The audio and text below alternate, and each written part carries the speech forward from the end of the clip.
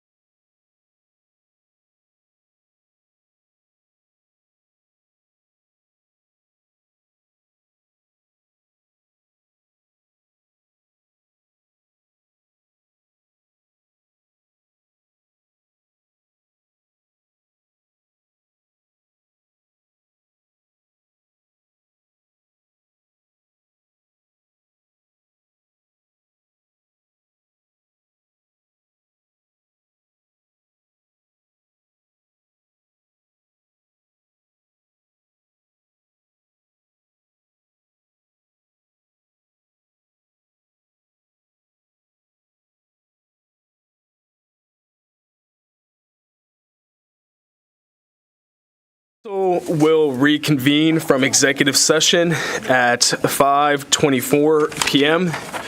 We will move on to the first item on the irregular agenda, which is consideration and possible action to approve the first of two readings of ordinance 2023-0-47. Dan, we'll turn this over to you. Sorry, thank you, Mayor. So at a very recent council meeting, we talked about possibly looking at the sign ordinance, and staff was able to sit down with Councilwoman Sarmiento and the mayor. And Jessica, if you're ready, we can just kind of give you a brief overview of the proposed changes in the ordinance tonight. Hello, good evening, Mayor and Council. So we have some proposed changes to you, tonight, and those deal with multi-tenant signs, or as they're called in the ordinance, they're shopping center and integrated business developments. What we did in order to increase the sign height and the maximum sign area and allow I'm going to step back for a second. We classify signage according to districts. They're A, B, C, and D. C and D are essentially the same. It's just whether or not it's in a commercial district. And then in D, it's if it's in our ETJ. Sign District B before was commercial districts that were located just on Highway 6. So what we did was we proposed to redefine Sign District B. So Sign District B is still those same things where if you're on Highway 6 then you're zone commercial, but also if you're on an arterial or a parkway as defined by our master thoroughfare plan. So for example, on Magnolia Parkway, I believe that is assigned as a parkway. So in that instance, it would fall into subsection B. So with that, with Sign District B, we increased the maximum sign height, the sign area, and some changes for the additional monument signage, and that's throughout B, C, and D. But in B, we increased the sign height from 12 feet to 15 feet, 50 square feet to 100 square feet, plus 10 square feet for each business establishment, or for a maximum of 150 square feet, and that's for the sign area of the monument sign. And what's unique about these integrated business developments in the shopping centers is it has an allowance for an additional monument sign if you were on a double frontage roadway. So this will allow it already allows a monument sign, but what we did was we increased it on that. So in this case, in Sign District B, it goes from a 4-foot sign to a 15-foot sign, and then total of a maximum sign area of 250 square feet before both signs. So you may have one sign that's maybe got a little bit more sign area on it compared to the other one, but just maxing them out completely between the two signs. Then in Sign District C and D, what you'll see is both of them have the allowance for a 6-foot, and that's increased to 10 feet. The sign area went from 24 square feet to 50 square feet, and that's plus 5 square feet for each additional business establishment, or a maximum of 100 square feet, whichever is less. And then on that additional monument sign, the increase went from 4 feet to 10 feet, and a maximum sign area of 50 square feet, with both of the signs not exceeding 150 square feet total.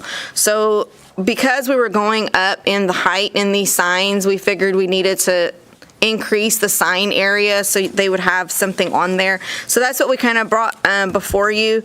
Sign District B, very much, if you're familiar with the area, kind of mimics the height of what you see that was allowed in the city of Pearland. Theirs was just kind of cut and dry, and how it's either with City of Pearland, it was either if you were on the Beltway or on 288, you had a much larger monument sign. But this is what they were seeing throughout their commercial development. Staff thought that since this was also in the area and we had a good visual representation of what that looked like, it didn't look out of character on those roadway types, so we were pretty comfortable with presenting this increase here, and then doing the same for the other districts, because we wanted the other districts to benefit from a little bit larger sign too. They shouldn't have to be I guess, sort of like punished just because they're not maybe on an arterial or parkway, but at the same time trying to maintain a neighborhood aspect, like say if it was a neighborhood CVS that you had at the entrance to your neighborhood or and such. So with that, if you have any questions, I will be happy to answer those. Thank you. Thank you, Jessica. I appreciate that. Councilwoman Sarmiento, I know that you brought this item forward. Do you have any questions, or how do you feel about how it's structured? I think that everybody did their homework really well. We had a meeting about this, and so I just want to thank Jessica and Dan, obviously, for going ahead and doing the research, the thorough research, and bringing that back to us. I think it's a step in the right direction for our growing city. I'm very thankful for your hard work in this, and I'm just thankful. I'm excited to see where this goes. Thank you. Thank you, Councilwoman. Any other comments or questions from council? Okay, do I have a motion to approve? I'll make the motion to approve. I'll second that. Okay, we have a motion and a second. All those in favor? All those opposed? Motion passes unanimously 6-0. Thank you, everybody, for your work on that, and for Jessica for bringing forward some of those ideas in that meeting. I appreciate it. Agenda item number 2, consideration and possible action to approve the first of 2 readings of ordinance 2023-0-48. Dan? Thank you, Mayor. So our organizational chart for the city is actually adopted by ordinance form. For years, it was just sort of done by tradition almost, with a resolution sprinkled in here and there. And so in 2021, it was adopted formally as an ordinance. And as several of you all know, over the last 6 months, since we've been in the transition phase, going from acting and then interim and now as city manager, there's some organizational changes that I'd like to propose. And so you should have both of those in your packet, the original 2021 org chart and then also the proposed org chart for tonight. And just to draw your attention to, I guess, a couple of the biggest things is on the 2021 chart, there were a few red blocks on there and many green blocks. And what it said at the bottom in the legend, it said that the red blocks were departments and the green ones were divisions. And that's a little odd. It's a little bit different from what the charter, the language that the charter uses. So what I proposed in this new one is really spelling it out a little bit more on which positions are council appointments, such as myself, the city attorney, and municipal judges. And then instead we use the red blocks to call them, to identify those are the ones that require council concurrence. And I think all of y'all were here when we did that for Robbie earlier in the year. We council concurred Robbie's appointment to the director position. And Tammy actually explained to me kind of the rationale on how this came to be with the charter discussion whenever they were meeting with Ron Cox years ago.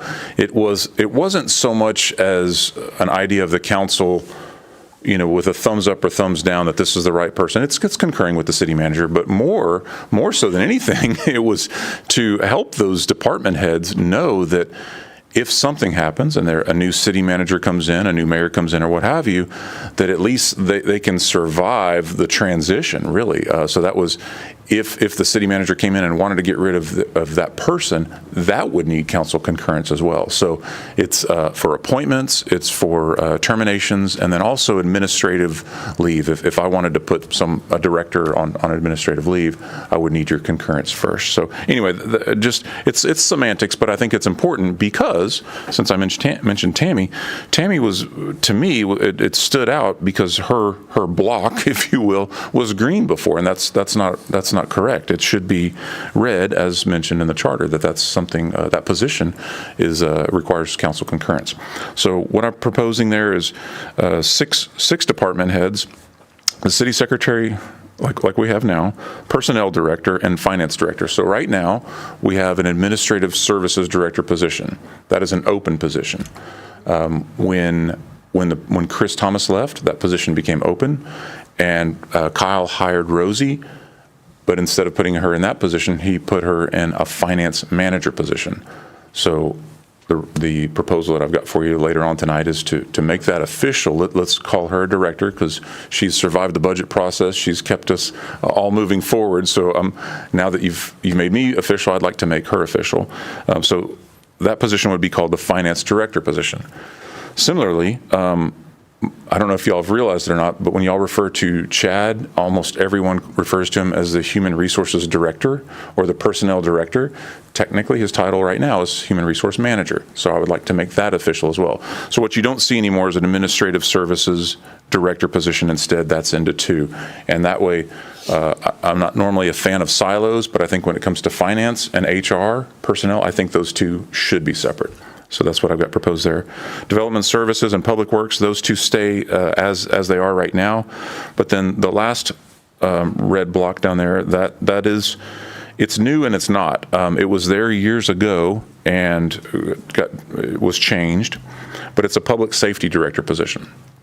So what is public safety? We're talking about police, fire, code enforcement, animal control, and emergency management. All 5 of those under one department.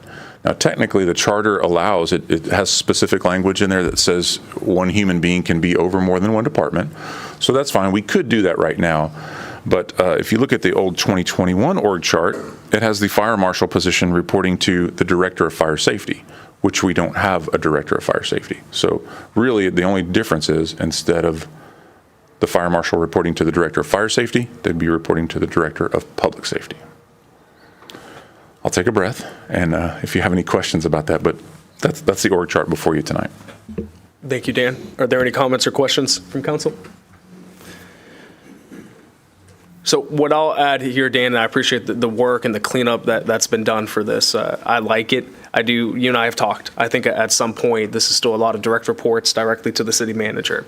And so whenever the time comes that we fill that assistant city manager position, whatever the strengths are of that person, rearranging this to have possibly some of these departments and responsibilities report kind of up to that person, I think it's going to free up some of your time. It's going to give those departments the attention that they need because you only have so much time in the day to give.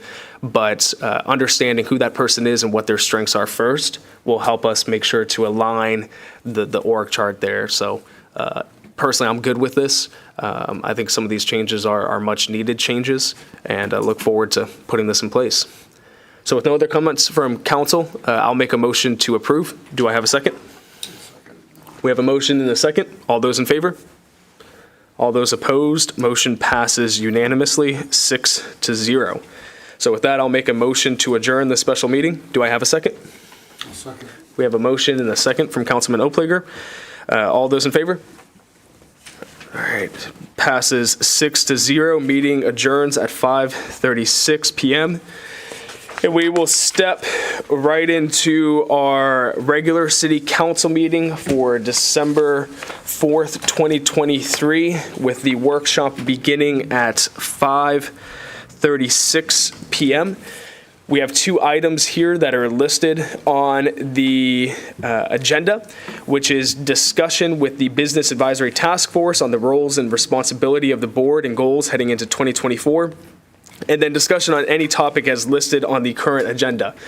So we'll go ahead and jump into this first one. After we appointed the Business Advisory Task Force, I know the members were very anxious to hit the ground running. We have the appointees here as well as some of the alternates as well.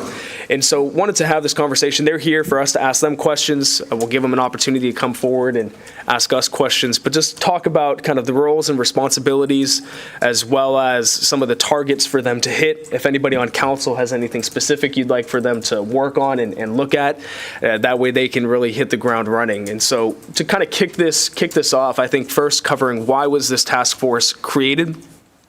And it was created to be an extension of the efforts that we've been making over the past 6 months to continue to move Manvel in a direction of being a business-friendly city and a business-friendly community. We all have to wear many different hats. We make a wide variety of decisions on a daily basis, as can be seen from our agenda tonight. But having an extension of that can go out there and meet with the business owners, can meet with staff, can work with council to develop maybe some potential changes, maybe some new ideas for how we regulate and how we support our local businesses was something that was missing. Making sure that our business community has a seat at the table as we head into the future. But there are different roles. Council is the legislative body. We are the final decision makers. We are the one who directs the policy that's going to go into place. So the buck always stops with us. We also have our EDC, and the task force is not to take the place of the EDC. The EDC gets a percentage of our sales tax that we collect to maintain employment levels and grow employment levels heading into the future. And so the EDC is not necessarily involved in looking at policies and regulations, but more so finding ways to support through the funding infrastructure or items of needs that our local business community has. And one of the things that going into the future would love to talk about with EDC is how the EDC can take a more aggressive approach to recruit businesses. Instead of waiting for businesses to come to the EDC and say, I need help with this or I need help with that, how can we go out there and be more proactive in those efforts? And I think we have people in the positions that they need to be on the EDC now in order to do that. I think it'd be great to even look at hiring an economic development director from the EDC funding that can really start to bring the businesses to Manvel that we want to come. Instead of just waiting for the same old businesses to come, which are great, I don't mind those. You hear from residents and you hear from the community a lot that they'd love to see this, they'd love to see that. Well, working with the EDC and an economic development director would really help us enable there. And so the task force is to work with council, work with EDC, work with staff and the business community to really evaluate our current regulations, the current way that we do things, look at what other cities do, and let's find what works best for Manvel. And let's not just keep doing something because that's the way that we've always done it. And so one of the big things for me that I'd like to see, and would love to open it up to council, and then we'll have members of the task force come forward if they would like to add anything, ask questions, share ideas, would to really be to take over the next 6 to 9 months of really doing a thorough evaluation of our regulations and how they impact our business community, and then provide recommendations and feedback to us after meeting with staff, meeting with the business community, meeting with some other cities to say, here's what we think would be the best for Manvel. And then we can talk about those and fine tune those and really put them into practice if we think it's practical and reasonable.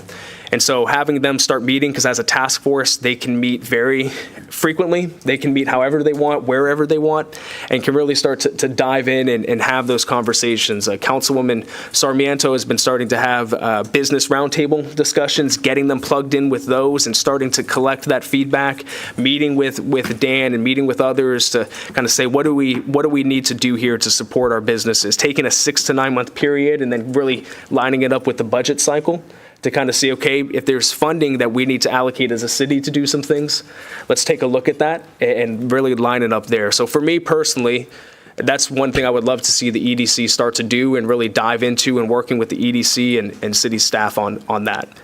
But with that, would love to open it up to council to see if you guys have any comments or questions for any of our task force members, if there's anything you'd like to add that you'd like to see them specifically work on heading into 2024. Anything, Councilwoman? First of all, I want to say thank you to those that are volunteering their time from our business community and our residential community.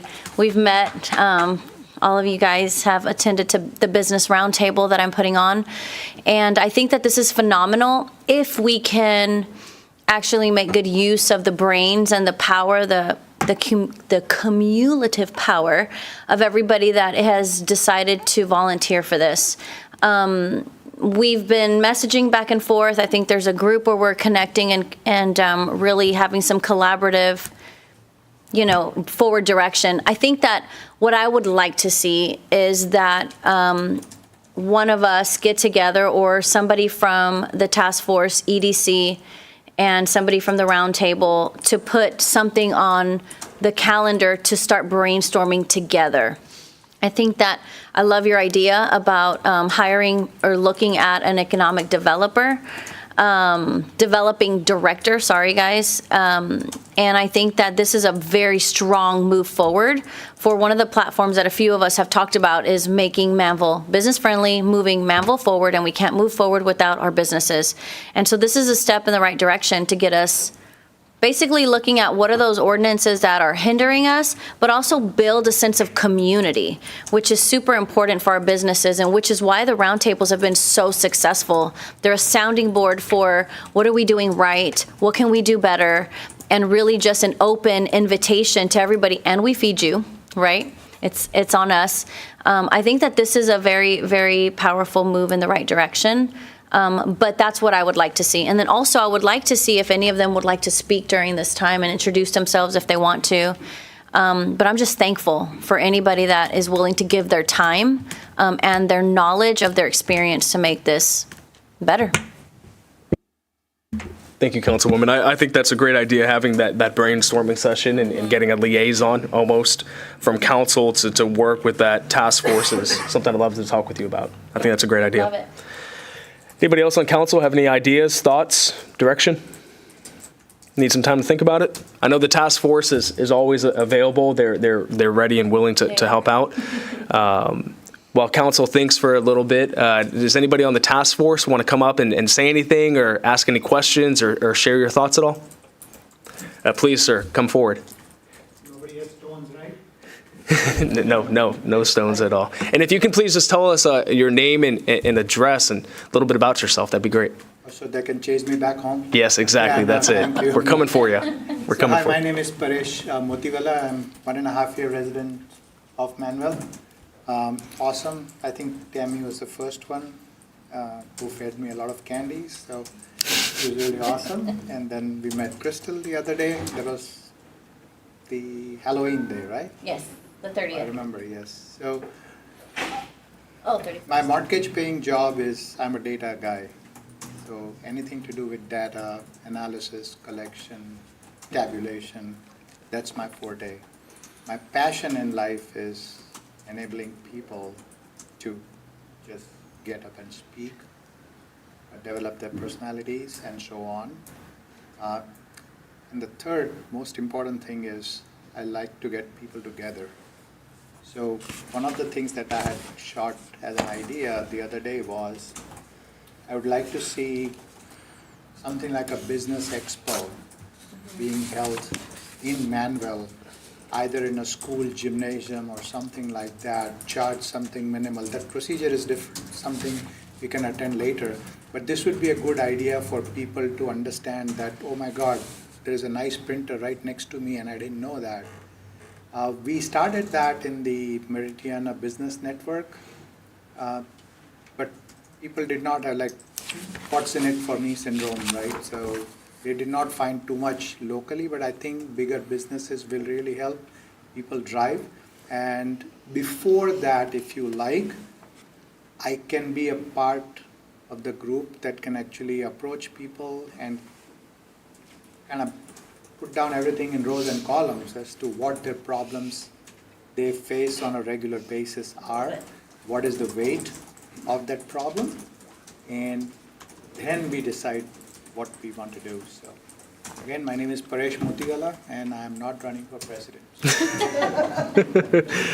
Thank you for being here, Paresh. And I think what you said, understanding and identifying where those challenge points are, is very important. And Jessica, this goes to a little bit of, the development survey that you're sending out. It's understanding where the issues are, where their frustrations are. As Dan, as you mentioned, it's what is that it? What is that key point? And I'm sure with the business community, there's going to be a few different items, and they all interact. But really getting to the bottom of it, because that's how we up here as council and working with staff can really start to formulate. Okay, here's where the issue is. What does that look like from a change, and what is the practical, reasonable, responsible regulation that we can put in place in order to address that? So I love that you said that, and I definitely think the business expo, working with the chamber has something like that, but maybe we can get them to maybe host it here in Manvel one day. And working with the EDC, we have the president and vice president of the EDC that came here tonight. Appreciate you guys coming out and partnering with them to find those ways to support the local business community is going to be important. So that's a great idea. I love that. Anybody else from the task force? Task force? Kind of blurred the words there together. Oh, yes, please. Yes, sir. Thank you for being here. Good evening, everyone. My name is Tag Adhikari, and I can see a lot of things happening in short notice and short time, so I'll take a couple of minutes. What clarity I think we'll be getting eventually.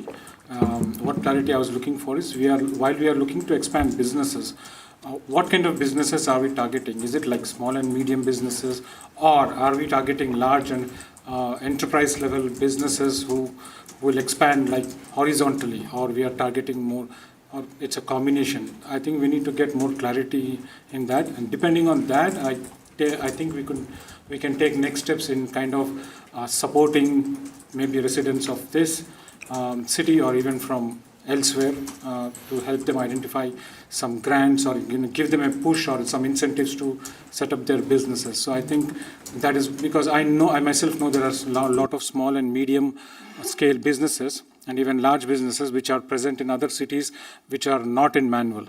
So I think with a little bit of support, push and planning, we can make that happen. And if that clarity is given to us, we can work towards it.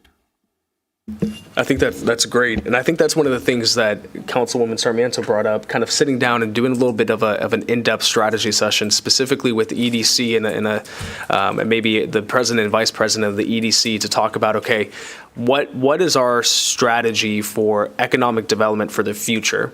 And understanding what the target market is for that economic development, and then how can this is where the task force comes into play, how can we tweak and adjust our regulations in order to better support those businesses as they come through. So H-E-B just opened, McDonald's just opened, Whataburger's, it's going vertical, it's coming. So talking with them and understanding, okay, what were some of your frustrations? And was it just because you want things to be easy and, we just say yes to everything for you? Or were there actual practical issues that you ran into where we can maybe make some adjustments there? So understanding the target market, I think it's spot on.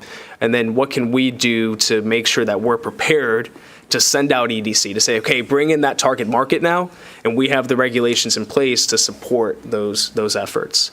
If I may. Yes, please. Okay. So I think what you're looking for is direction. So the first thing that I want to say is that this is new for us, right? We've never done this before. We've identified that there's a need in the community, right? We are trying to connect with the current business owners, but also with EDC to strategize what are some ways that we can make it more business friendly. And so when we look at that, I think one of the biggest tasks is, the first thing is have a strategy session between all of us. And the second part is what Mayor said was between the next 6 to 9 months, we would like one of the tasks that the task force takes is to look through the ordinance, which is, it's pretty big, and try to find out what in there is not suitable for businesses or is that limiting red flag. That's why the task force was pretty much put together, is to help us figure out what in there is inhibiting businesses from growth, because we're going to enforce, the city's going to enforce what's in those codes, and those codes up to now have been a little bit unfriendly. So we're looking for feedback on, if we look at this is hard, maybe if we change this, it makes it a little easier for businesses to come to want to do business, the incentives and things like that as well. So I think that if we just keep it simple in the beginning, I think that the task force has a huge potential to grow and serve in many capacities. But the first step, I think, is just keeping it simple, strategizing and defining how to do that first step and then move forward from there. Does that answer your question? Yeah, I think I Okay. wanted to add to that too, is the role of the advisory committee, is that going to be for existing businesses only, or are we going to use that for new businesses that want to come to town? Because when he talks about recruitment, is that committee going to be out helping recruit, or is that going to be the EDCs? And I'm on both, so I'll kind of liaison through both of them, but I think some clarity on what the roles of each will be going forward will help, especially if they're only on one of those committees. Absolutely. And I can speak to that. Yeah, go for it. So the EDC is the one that actively goes out there and recruits. The task force, the advisory task force, works with the EDC to say, okay, if you're targeting a specific market for recruiting, what are ways that our regulations could maybe be tweaked or adjusted, if needed, in order to support the efforts of the EDC to bring in those new businesses. So for example, we have a grant writing policy, and if the EDC starts to make a big push to supporting businesses and new businesses coming in through grants, is our grant policy what it needs to be to support those business efforts? If the EDC decides, okay, we're going to start really recruiting these big box stores, we're going to go after Lowe's and Home Depot and Sam's Club and Walmart and Costco, okay, well, what do our regulations need to be that prepare staff in order to handle that? Because that's a lot of work. Or if it's the small local businesses where they don't have a lot of capital and infrastructure costs are a big thing, are there incentives? And can we build those into our ordinances to offer those incentives to our fee schedule that help out those local and small businesses? So it's going to be where it's a two-prong approach, because ADC has never taken necessarily that legislative perspective. It's more so been helping with the capital costs, recruiting businesses, supporting those that come. And so joining the task force along to that kind of as an auxiliary to the EDC will help us be able to help y'all and help the community as well to understand, okay, what legislative changes do we need to make? Because we hear the comments all the time that Manvel is a very non-business friendly community. Okay, that's great feedback. Let's talk about specifics. Sometimes, personally, sometimes I get those specifics. Sometimes it's just people that want to complain. Okay, you can complain. I'll take that. I'll listen to that. I understand. But what can I do within my capacity as mayor and an elected official to help you? Let's get to that. And that seems to be the thing that people struggle with, is what is that process? And you've been working on it as well with your roundtables, is, okay, what is the process? Let's hear your frustrations. Let's identify those pain points. And then what does it look like to make those improvements? The solutions to it. So to answer, long answer short, the EDC is actively the one to go out there recruiting. You have the funding to do that. You have the bylaws to do that. Whereas the task force helps ensure that legislatively we're equipped in order to support the efforts of the EDC. I think the first step is having that meeting. We need to get together and strategize when we can get together and just get everybody together and have our own roundtable and just come up with strategies and solutions and create the vision and the plan forward. I think that's the first step. Because the way, and to give some insight here, the way that it works for council is we can only meet, all of us, within an open, publicly posted meeting. As Bobby talks to us a lot about, we can't have, where all of us meet in a room specifically with the task force and the EDC unless it's a publicly posted meeting where the public comes in. And so we want to make sure to stay legally compliant with all the Open Meetings Act.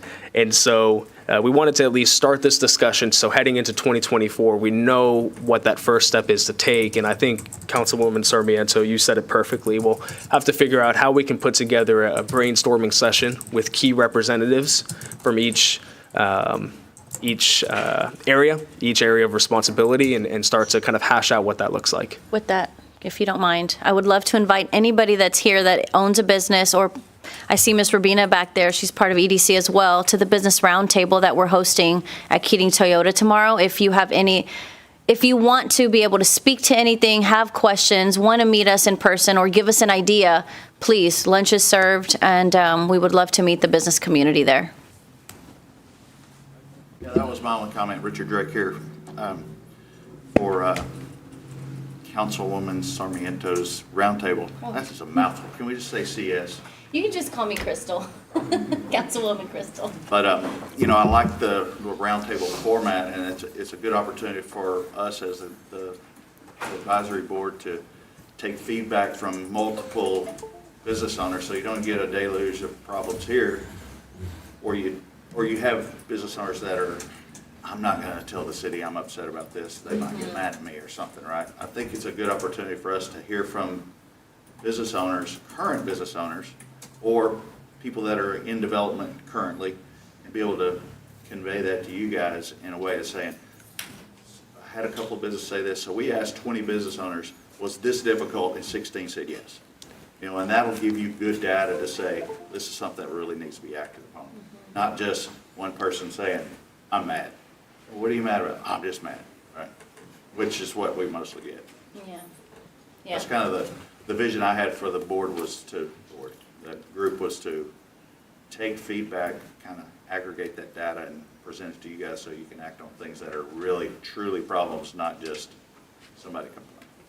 Yeah, I think that's great. I love that. Me too. I think it's great. I think that gives also an additional layer of clarity and direction for the task force, so that you're not just coming without, a direction, meeting with all the business owners, hearing from them, like you said, bringing the data to us so that all of council isn't just reliant on Crystal Sarmiento's roundtable and feedback, but rather an actual task force. So thank you for volunteering for that. Sorry, the things like you you guys are doing the grease trap change, potential change.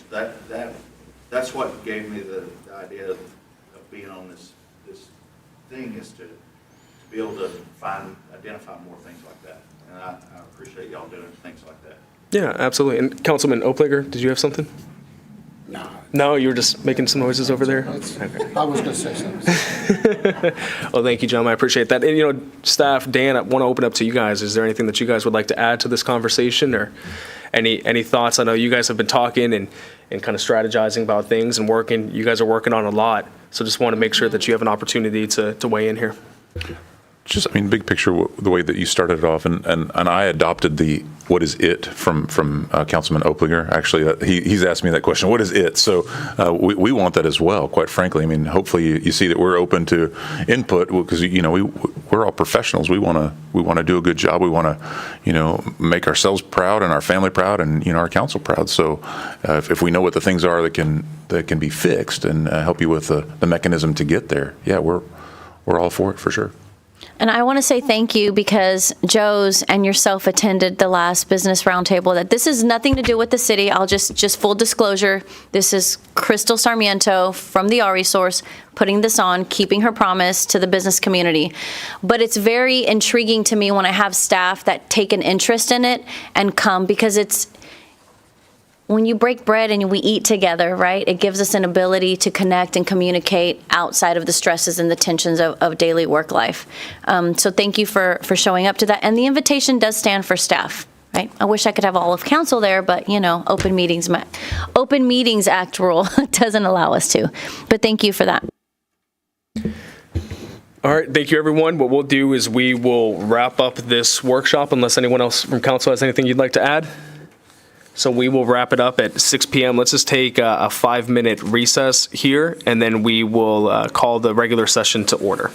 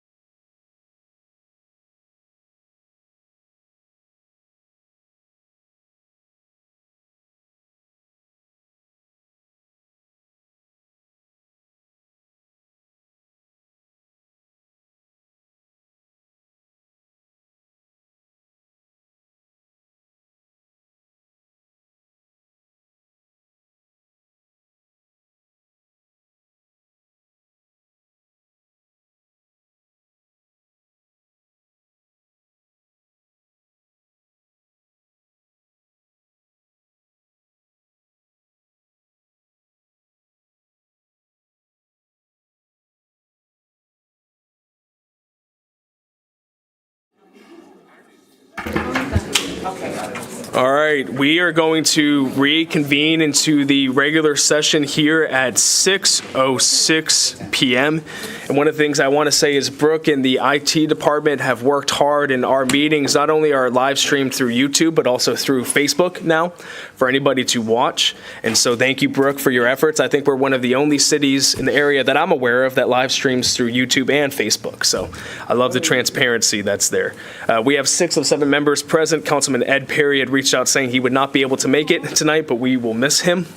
And we are going to begin with the invocation. I actually have my pastor that is here to lead us in the invocation tonight, Pastor Matt Hammersky of Risen Nation. Matt, if you could just come forward and say a few words and lead us in the prayer. Thanks for being here. Pastor. Yeah, it's a little bit, huh? Well, it's an honor to be here. Thanks, Mayor Dan, for the invitation, and just stoked for what's going on in Manvel and this amazing city and what God's doing. So, yeah, let's pray. Lord, we thank you just for your many blessings. God, we thank you for everything you've done in this city and everything you're doing. We thank you for the progress. And Lord, I just pray for this council tonight, Lord, just for clarity as they're dealing with different issues that come up. We just thank you for all the business owners in this city, everything you're doing through them. And Lord, we just pray for wisdom and for clarity. And God, we're just thankful that we can appeal to a higher power, that it doesn't just end with us, but there's something above us. So we just seek you for direction and for wisdom, and we just thank you for it. And we just ask that you would bless the night, bless the conversations, and in Jesus' name, amen. Thank you for being here, Matt. Appreciate you. So next we have an inspirational reading, but since Councilman Perry isn't here, I drew names out of a hat, and Councilman David Lands was the lucky winner tonight. And so, David, if you can lead us and inspire us with a reading. Well, this is very short, but it really it kind of zeroed in on my beliefs and my where I'm standing right now. And so I would like to read that instead of saying, Lord, I don't know how I'm going to do this, say, Lord, I can't wait to see how you do this. It's really good. I feel inspired. Thank you. All right, if everybody would please join me in standing and saying the pledges.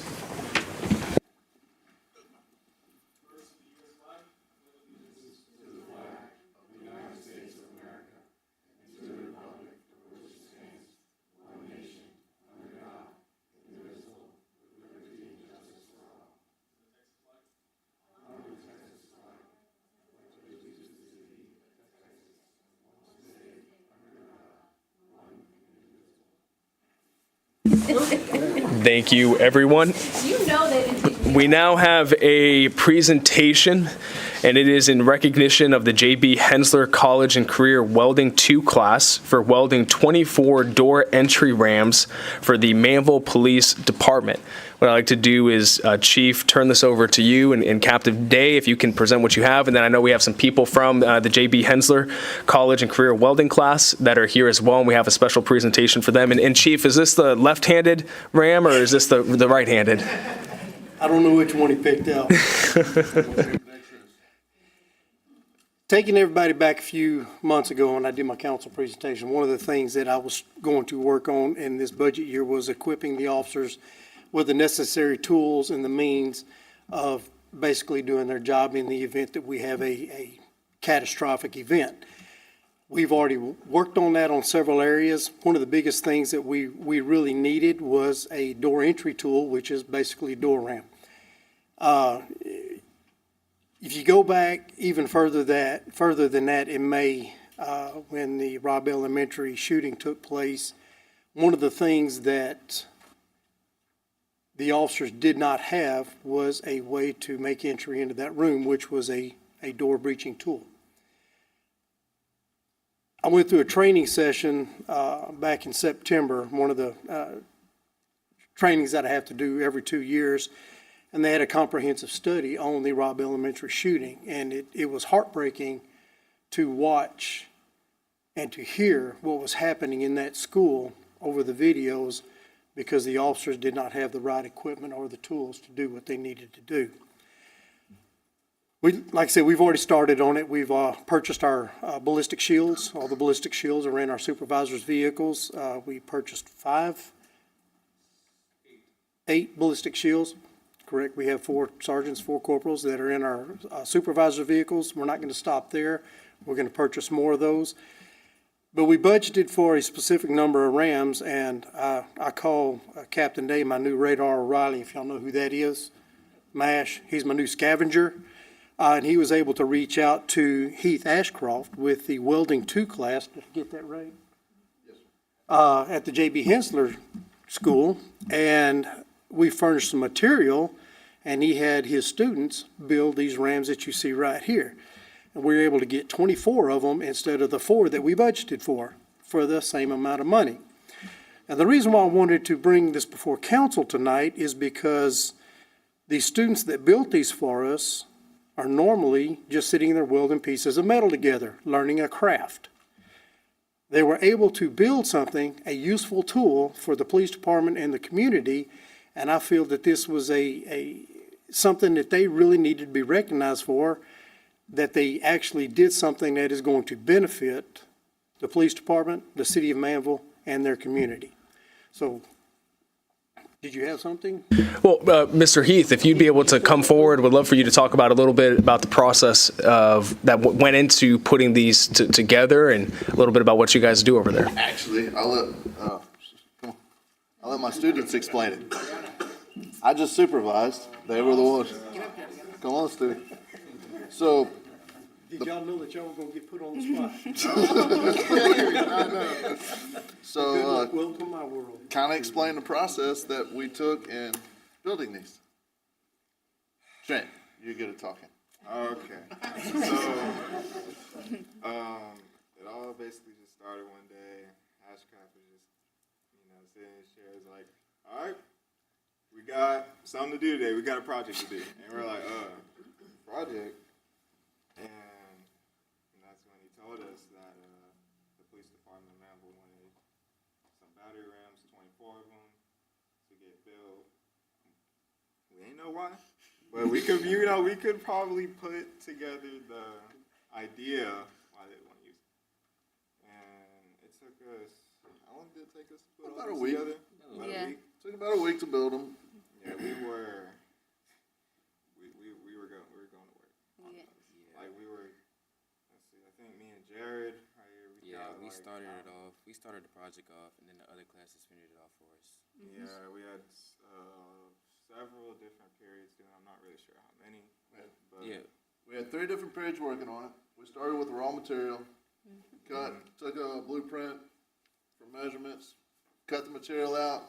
We bent all the handles, cut all the end plates out with a plasma cutter, and then once we got everything cut, well, the students did all the cutting and everything, and then they started assembling them.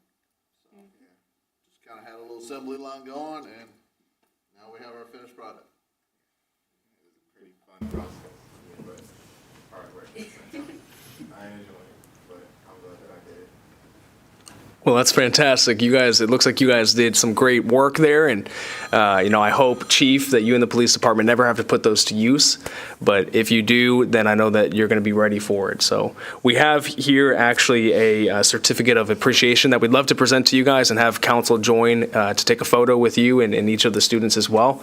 But Chief, you have something? Yeah, one last thing. They hadn't seen the finished product on it. We actually took them out. Captain Day actually reached out to Gartner Coatings of Pearland, who actually powder coated every one of them for us for free. Oh. So, don't know how they're gonna last. I really want to go try one out and hit a metal door with it. We got one right here, Chief. I'll fix it on them first. But we believe this is gonna be a tool that the officers, that we're gonna put them in all the patrol cars, they'll have everything they need.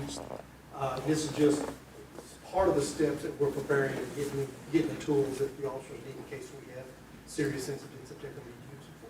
That's great. Fantastic. Now, for each of you, can you tell me what grade you're in and then where you're looking to do after graduation? I'm a junior right now in high school. I'm in 11th grade. I want to go and be in the military just like a lot of my family. Army. Good job. But, yeah, and then after that, I want to, do something with welding, right?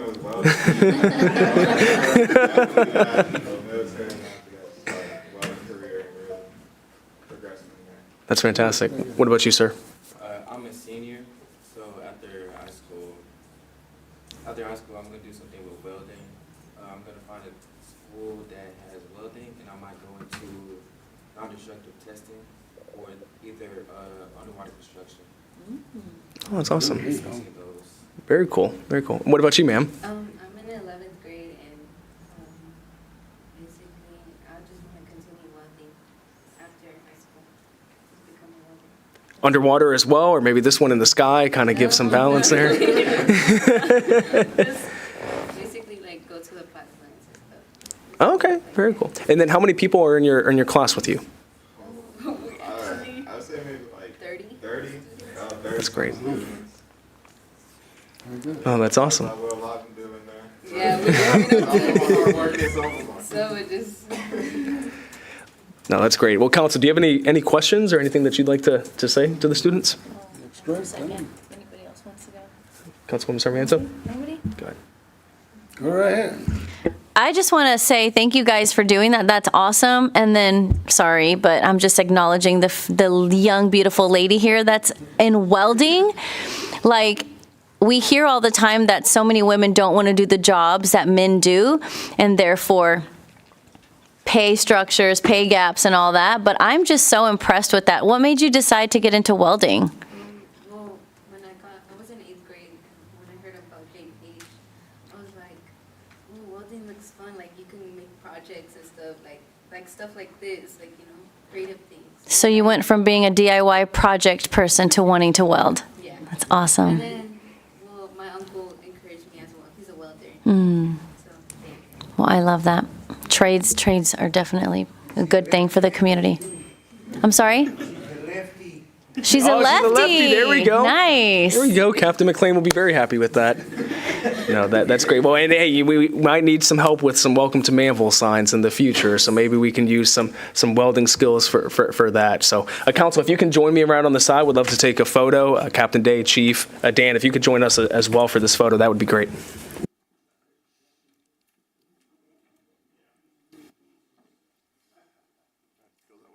Okay.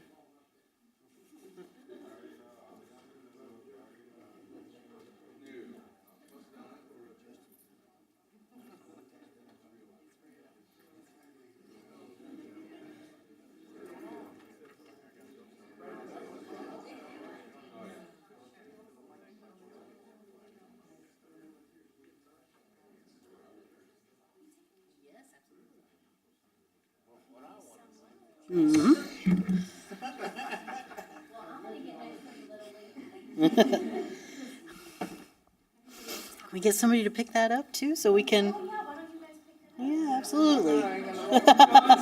Yeah, exactly. Exactly.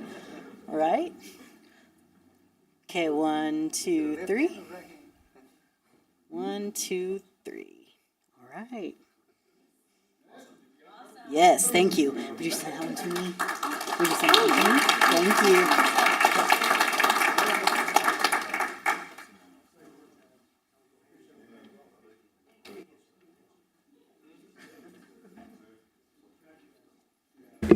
Now, Robert, you guys need anything welded in the Public Works Department? Yes, sir, we will be calling on them. All right. Now that the presentation is over, and thank you guys again. Thank you so much for everything that you did with this. We'll now move on to the public comments. We have 2 public comments that have been submitted. Correct, Tammy? That's all we have? Okay.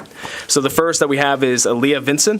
Miss Aaliyah, if you could please come forward to state your name and address, and you have 3 minutes. Thank you for being here.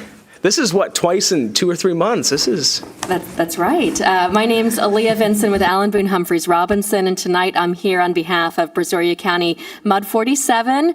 As stated, I was here just a few weeks ago when we were talking about getting council's approval for Brazoria County MUD 29 to provide wastewater service for MUD 47, and so you approved that, which was great. Now we're here for the other side of the equation, which is to find a way to provide water service to this this district. And we are expecting this development to have about 550 houses, single-family residential. Those will be the rooftops that will come to your HEB and many of these other businesses that you're working on supporting. And today, on item 3 of your regular agenda, there is an agreement that would enable the city of Manvel to provide wholesale water service to Brazoria County Mud 47. So far as I know, you don't have any wholesale water customers at this time. So this would be your first wholesale water customer.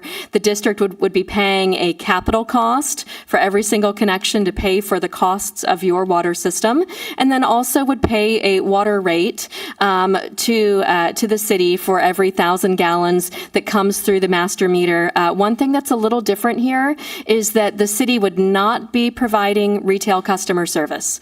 These would be Mud 47 retail customers. Mud 47 will bill them.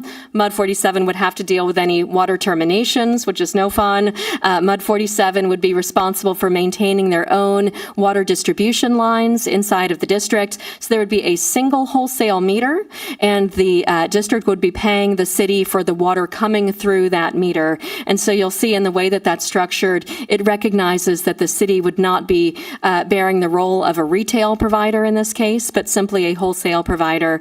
And so I will be here and will be available if there are any questions when we reach that item 3. We also have with us today Alan Mueller representing D.R. Horton, and they would be one of the developers that would be coming along to build the houses in the district. So I thank you for the opportunity. I wanted to take a moment in particular to thank staff, Bobby, Dan, Jessica. We've been working on this for many, many years. And so it's a real privilege to be here tonight for this to come before council for your consideration. Thank you very much. Thank you, Aaliyah. Appreciate you being here and for those comments. Next, we have Zach Ryan coming forward. Zach, if you could just state your name and address for us, that would be great. And you have 3 minutes. Right. Thank you for being here. Zach Ryan, I live in 4710 Broadmoor in League City. First, Mayor, I'd like to thank you for the opportunity that you gave us last meeting to have some more time to put together some data. If there's any questions about that from you or the council, of course, I'll be here to address that. The 2 recommendations that I have after looking everything over are, number 1, I think we can add some service here in Manvel. Something that will be beneficial for the residents is to go from once a month brush and bulk service to once a week brush and bulk service. I think the second thing that we can add is a annual or biannual clean out for the residents. So details, we can talk about that specifically if it's something we want to do. But essentially, I think it'll add value back into the service that we're already offering the residents. And of course, I think it'll alleviate some of the concerns that we've heard regarding the bulk and brush services. Just to highlight a little bit what we do now, particularly as it pertains to the residential service. I think most people, if they're like me, they take their trash down to the curb in the morning time, they head to work, they come back, voila, the trash is gone. It's like magic. I think most people don't think much of that probably. If they do think anything of it, they probably think, well, that's what the company's paid to do. That's the service they're paid to provide, and they're doing it, so it's certainly not magical. But the reality is that servicing large quantities of trash consistently, safely, efficiently is a difficult job, and with a high level of service. Right now, the city of Manvel and the residents, they don't have to be concerned with trash cans that are thrown about on its side or maybe in a ditch in your neighbor's yard, trash blowing all around the neighborhood because the drivers are haphazardly handling the cans. They don't have to worry about trucks being in the neighborhood until 9 o'clock at night. They don't have to worry about, in the worst case scenario, trash that's down in neighborhoods for days or weeks at a time. The reality is there are communities that deal with those exact things. So we're proud to offer excellent service in the city. We're proud to be partners.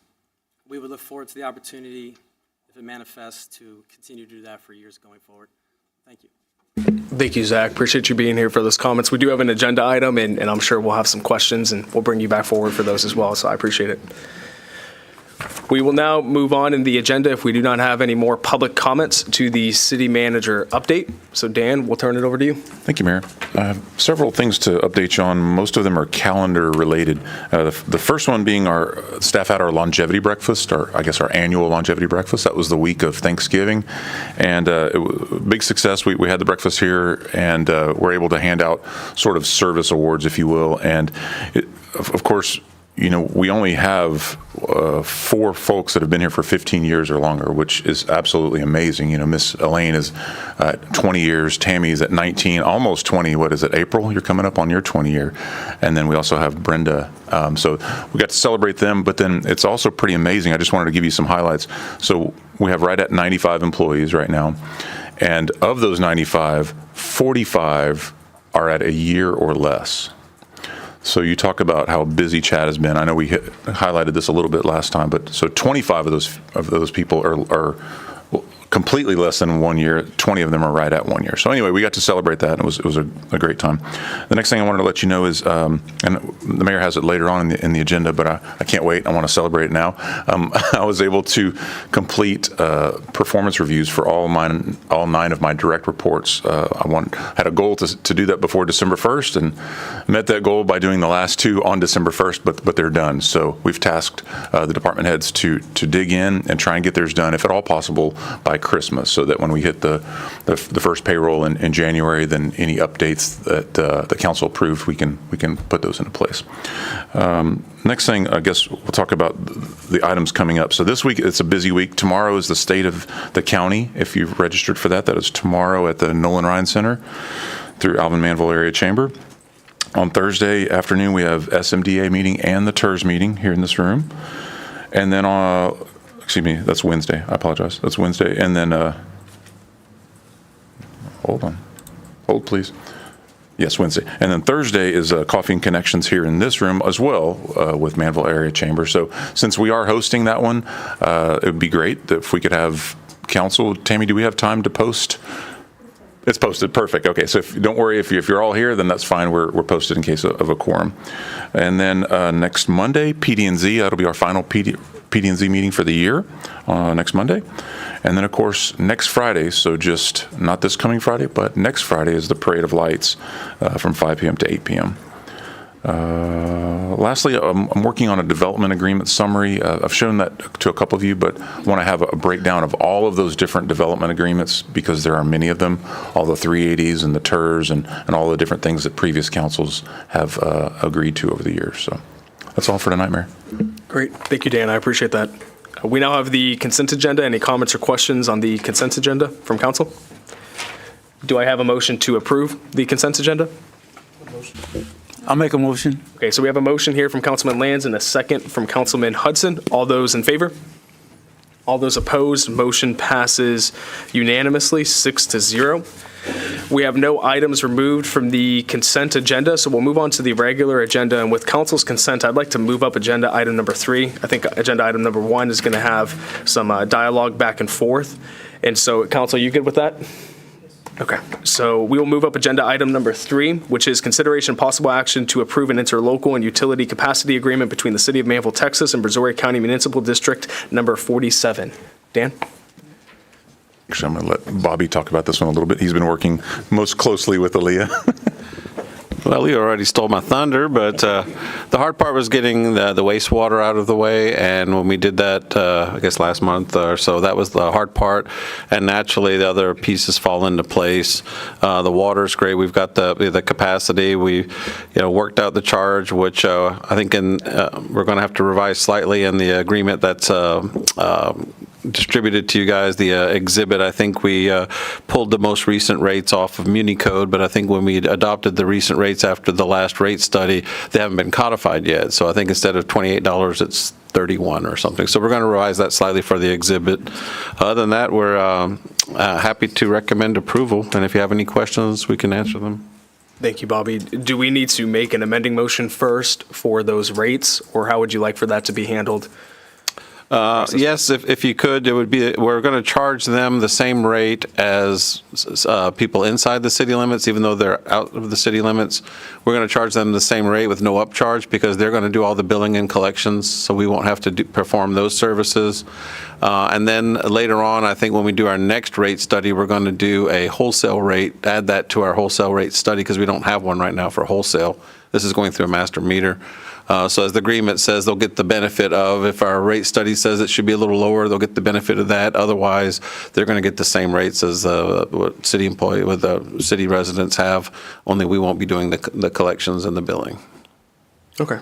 Ms. Aaliyah, any issues with that, or would you like to come up and add anything? And then Mr. Ray, I would love to see if you have any comments to add, and if you don't, we're good, but over our water and wastewater, I might want to make sure that you're heard as well.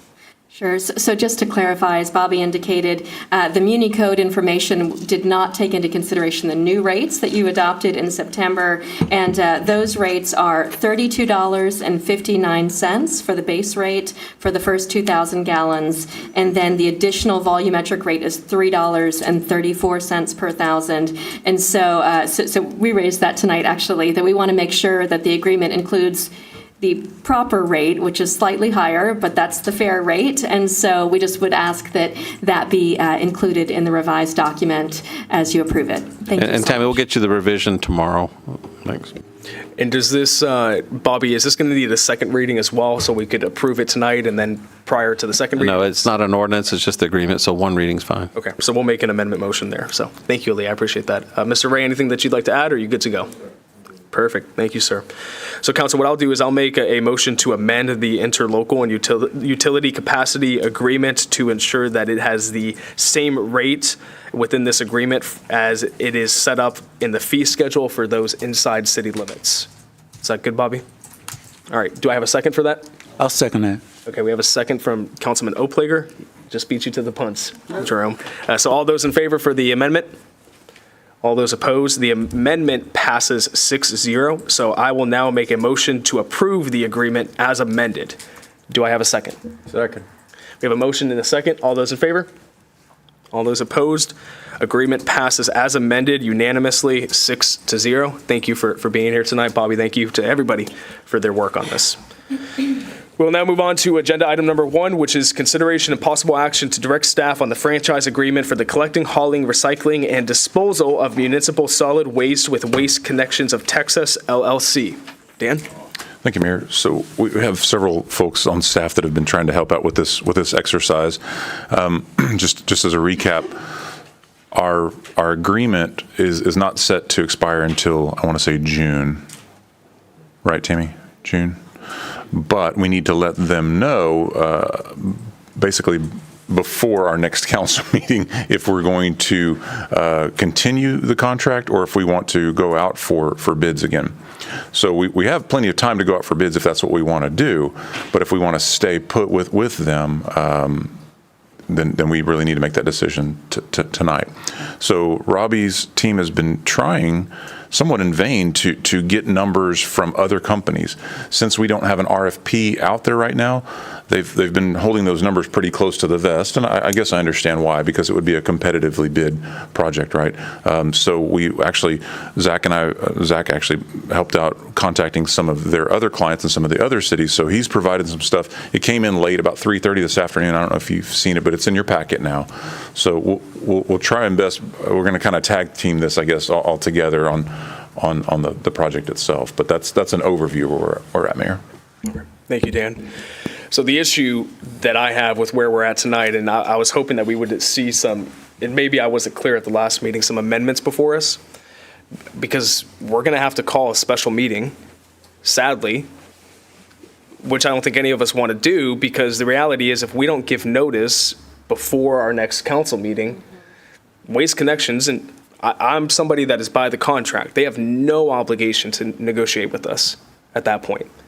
So we're being asked on a hope, wish, and a prayer that Waste Connections then is willing to come back and to do these amendments, whatever the amendments are that are agreed to. So that puts us as council in a little bit of a precarious position if we want to see any amendments to this contract. I know that the brush service going to once a week, I think that addressed some of the council members' concerns over here. That would help in that regards. But I do know that one item, and Zach, if you might want to speak to this, that was discussed pretty heavily was the commercial side of things and the roll-off for that. That's currently still included. Was there any desire from Waste Connections to see that stripped from the franchise so that way it could be competitive for our commercial businesses in Manvel, or what's the structure for that? I'm sorry, excuse me.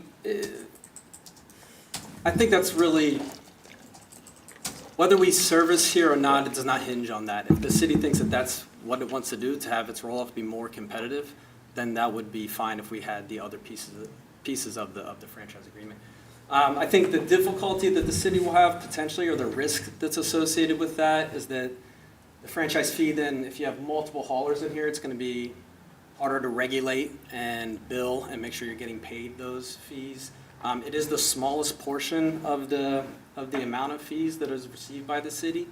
But yeah, that's not a make or break deal for us by any means. And I don't know, I'm not sure what you're saying, so I don't mean to mischaracterize, so correct me if I'm wrong, but if you're saying, hey, they're saying they're gonna do these things, but it's not in writing, so who knows? You know, this is, although not in a contract officially, I mean, the new contract wouldn't come until later anyway, but this is, everything I've looked at here, everything I've proposed, changes-wise, picking up the wood debris, running the extra truck, running the extra days of service, et cetera, it's all already been approved and it's official on my end, other than just signing a piece of paper. It's not something that we would just pull the rug. And to that point, and I don't know when your next meeting is, but January 2nd, I believe, is the contract that's to drop that date. I believe that to be 180 days from the anniversary date of the contract anyway. So if the meeting's not before January 2nd, if it's that following week because you're not having it that week, then I guess this would be the last one. But any changes that are necessary, this isn't the type of thing where it's like, well, hey, we got them now, you know, whatever. We are partners with the city. We want to work with the city. If there's changes that need to be made, and if we can make them, of course, without adding any cost to the current structure of the contract, we will do that. We've demonstrated that with the options that we've presented currently, and you know, this is not by any means a contentious relationship. It's a proud partnership of ours. So, you know, I don't know if I mischaracterized what you're saying there, but it's as good as done because I've written it and I've said it and I have full approval on that stuff. Yeah, and I don't think you necessarily mischaracterized it, but for us, because we would have to give that notice on the January 2nd, and we don't meet until after the 2nd, on our end, our fiduciary responsibility is to the people of Manvel. And so we would have to, in order to adopt those amendments into the contract for the surety for the citizens of Manvel, that would have to be done before the 2nd. Because if it's not, then we can't give you proper notice. If, for example, the higher ups come in and say, you know what, over the New Year's, we decided to change our mind. We don't want to do these things.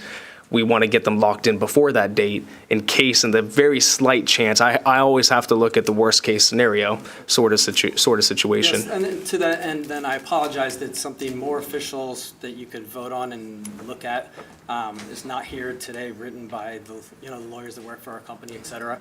Well, and I'll take partial ownership in that. Maybe it wasn't as clear at last time to actually see specifically what those amendments would be. But we do have an opportunity. It's not, second isn't here tomorrow, so we have some time. Yeah, and to that point, it would be legalese of the things that I've proposed, and I guess anything else that comes out of what discussion we have tonight. But absolutely. Those are the changes that we. Well, before I open up to the rest of the council, just a few questions. I know we're not currently in compliance with you guys for Section 27 of the contract, which is on page 22. Are you guys ready to, work with us to get into compliance for that section? Quarterly meetings with the city manager, annual updates to council? Okay. 100%. Okay, what about in regards to Section 31H on page 26, which is specifically, filing a monthly complaint log to the city that involves the nature of the complaint and the resolution of that? Is that something that's currently being done, or are you guys ready to step in and start doing that? We will step in and do better at that for sure. Okay, awesome. Looking here, do you guys feel like right now, according to Section 13, that you guys have a sufficient number of Packer trucks and operators for Manvel? Absolutely. Okay, are those all fully operational, fully staffed positions, or are you guys? We are currently fully staffed, yes. Okay, all the Packer trucks are fully operational in good condition with the logo on the side, the number to contact as well? Okay, awesome. Thank you for that. Those were just, I spent time over the weekend, printed it out. I'm a physical paper guy, and I reviewed everything for it. There were some things that stood out that, and I know you're stepping into this, you're getting the reins on things, and so there were some things I noticed that we need to, as a part of the partnership, make sure that are done according to the contract, but had some questions as well. And if there's further reports that would be deemed beneficial, we can discuss that and obviously provide. Absolutely. I appreciate that. Any comments or questions, Councilman Lance? Good evening. Doing the trash pickup or the shrub pickup once a week, that's a big change. That's, and I'm assuming that, like we've discussed before, that includes boards, plywood? Yeah. Okay. So I have an amendment written that needs to be approved by our lawyer team, but it would include, I submitted it last time, I hope that was submitted. Specifically the wood and concrete poles that are connected to fencing. Okay. And also other loose wooden debris, as long Okay. as it's within certain specs of the. Would we be looking at a contract increase to do that? No, so Kyle and I, who can't be here tonight, obviously, but we looked at we will have to change the days that we do the service. I mean, right now we do it once a week on Monday and Tuesday, or once a month, excuse me, on Monday and Tuesday. But in order to kind of absorb or minimize the amount of cost that we would absorb on that, we'll have to change the days that the bulk and brush service will go. But no, there won't be any cost that's put onto the residents of Manvel. Okay. Okay, and then personally, just my comments on or my thoughts on the roll-off. I would like to see the roll-offs opened up to competition. I know there is an issue about the franchise fee. I think maybe we can consider, since the roll-offs basically are going to be rented by individuals who are doing home remodel or whatever else, maybe we can look at the idea of a permit for roll-off fee, and that franchise fee is added into that permit before they can reach out and get a roll-off. Yeah, so I can speak to that, Councilman. So if you're doing home construction, you currently don't have to go with Waste Connections. So there's already an exemption for that. It would be for some of the other areas where there's not an exemption that's built into place. And what other cities have done, I did some research reaching out to other cities. The way that they've structured it, where roll-offs aren't contained within the contract, is that they do have where the roll-off provider would have to register with the city. I don't know if necessarily if it's a permit the way that it would be structured, but they have to register with the city. And then as a part of the service that they provide, just like a city has to record their revenue and sales tax with the city, these providers for roll-offs would have to do the same, and then the franchise fee can be tacked onto that as a requirement. It would be a separate ordinance that we'd have to structure, which other cities have done, but it's not anything that's out of the box from the conversations I've had. So we would just have to get that amended into the contract, and then we'd have to give that direction to staff to put something together, and ultimately that would really go through Jessica and her team and the permitting as well. Good deal. So one of the questions that I have, Zach, and I'm sorry I didn't ask this previously, in regards to all of your equipment, because I know the franchisee owns all of the equipment, is all of it currently paid off? Like all your trucks are paid off, everything? Because the way I understand it, the way these contracts work is a 10-year contract. Usually your first 5 years, you really build in the cost of the equipment into the contract, which then allows you on the back end that you're collecting more of a profit because you're not having to pay off the equipment. You guys have been around for a while, though, and I know it's kind of been an extension. Can you talk, because that's a question that was asked of me for people that have been listening, so I'm just kind of curious how you guys approach that. Yeah, that's fair. So, obviously, we operate as a small decentralized company at all our sites, but we tie up to a much larger company. Exactly how they are financed by our corporate buying team, I'm not 100% sure. But I imagine we buy them in whole, but I don't know that for sure. The average age of the trucks over here, we are probably past the 5-year mark on the average age of the trucks anyway. So I could find out specifically how the financing of the trucks work, but I don't know that off the top of my head. Yeah, no, I appreciate that. And a lot of the conversations that I have haven't been with the subdivision folk, but it's been more with people that acreage, that have a little bit of land, that they've actually been watching this in the community, and they're very interested by it. So I do think moving to the once-a-week brush service would be good. Councilman Lands, I'll agree with you, kind of having the roll-offs removed from it is something that I would like to see as well. So I would concur with your opinion there.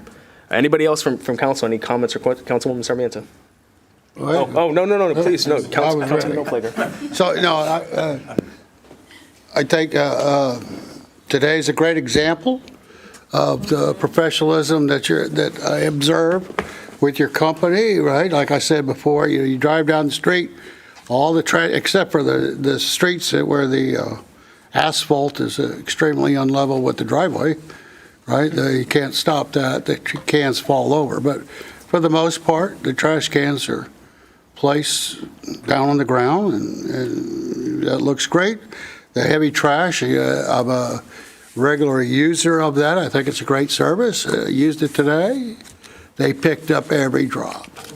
I couldn't be happier. For the record, I have no idea where you live. Yeah, no, and I don't want to leverage that, right? Because I think it's a great service. There's a few bumps in the road. I think the mayor and I briefly spoke about this, the reporting. And I was wondering about that, especially like the recycling, right? And if there is a way, because we're all doing our little part, throwing our plastic bottles and stuff in there, but there was a way, to create a metric or performance, say, man, this is what Manvel has done to eliminate, the waste in our landfills and stuff. I think, what we don't know, we don't know, Yep. right? How many metric tons or wherever you measure that, it would be is valuable for both ends, right? So I think, so I think if you could improve, your obviously the reporting would be great, right?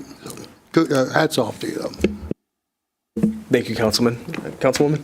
I forgot what I was going to say.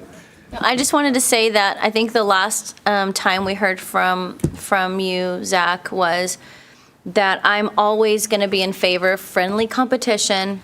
But my direct question is, if we were to go out and RFP this, are you confident that you guys would come back with the strongest value and number for our city? Value-wise, absolutely. Okay. And then you are saying that you guys are okay amending it so that we can open up the competition for the commercial roll-off, correct? Roll-off, yes. Roll-off. Okay, cool. That's all I wanted to know. Thank you, Councilwoman. Anyone else on council? Councilman Akery, Councilman Hudson? Are you both good with the roll-offs as well? Yeah. Taking that approach? You good with that? Okay.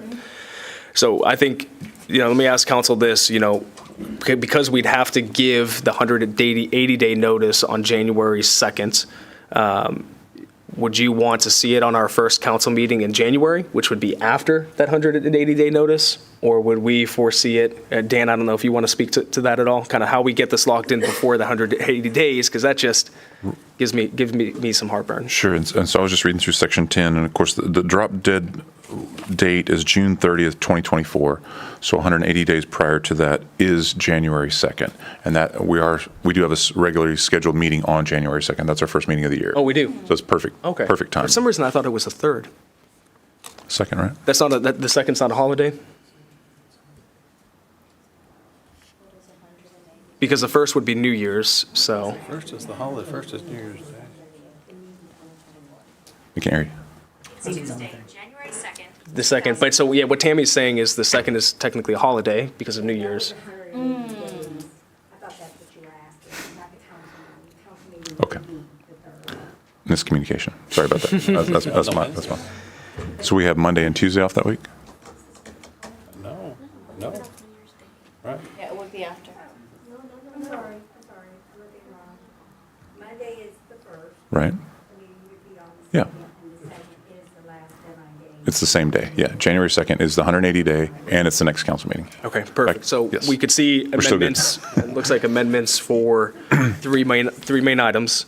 We can, and if you like, so the way that Tammy was able to word it tonight, it's consideration possible action to direct staff on the franchise agreement. So if it's these, if we could outline what these, I think it's 3 components, then we can work, do what we do and get this franchise agreement so that it's ready for you, the amendment, I guess, if you will, ready for you on the 2nd.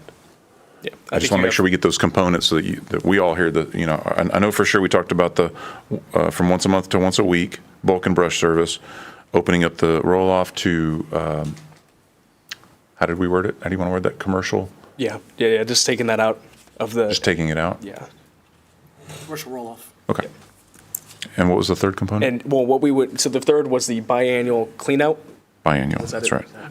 And that's what we talked about. And then what we'd Thursday, have to Friday. line up there, Dan, as well, would be then on that same meeting would be, we can circle up about this, put our heads together as to how we have a registration for those vendors wishing to provide roll-off services in Manvel, because we want reputable businesses as well, just like we do in any other area. And so we can have an agenda item to put in that in places as well. The fourth would be the specific wooden debris fence that I sent over. Yes. It'd be 4 to.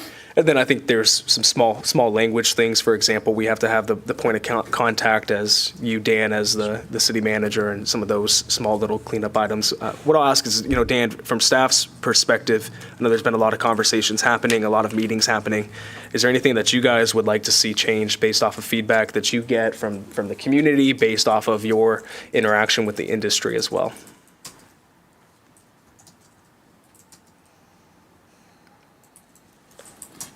So the only thing that I get from the community when they call is just a few things that you guys have always been quick to address. The only other thing would be if there's anything to work in with the rental properties that have issues in Rodeo Palms. Some of the residents have asked out there how to coordinate getting that trash picked up, because people move out and then that trash ends up all over the place. We had talked a little bit, I gave you the contact to the HOA, not sure what the fix for that is for that area, but that was the only outstanding issue that we run into. I'll have to look back at the contact. What I can do as a fix there is just increase the communication. If they have, whoever it is that HOA has my direct line, then that's a quick fix. They call us when there's a particularly large pile of stuff out there, and whether it's, well, if we go to weekly, it won't matter because we'll be out there. I guess with the monthly situation, then I can see why that would be a problem. But that should be remedied. Either way, I'll open up communication with them. Yeah, there was another situation like that, Tammy, very similar in Blue Water, where people were moving out and they just threw all this trash right out on the curbside. So I think going to the week would address that, because you have more frequent eyes on, you get the reporting back, and you can take action on that reporting. Okay. So it looks like four items, Dan. You have the direction that you guys need. Council, anything else? I just want to say thank you, Zach. You're trying hard. We appreciate that. It's my pleasure. Any plans for Christmas?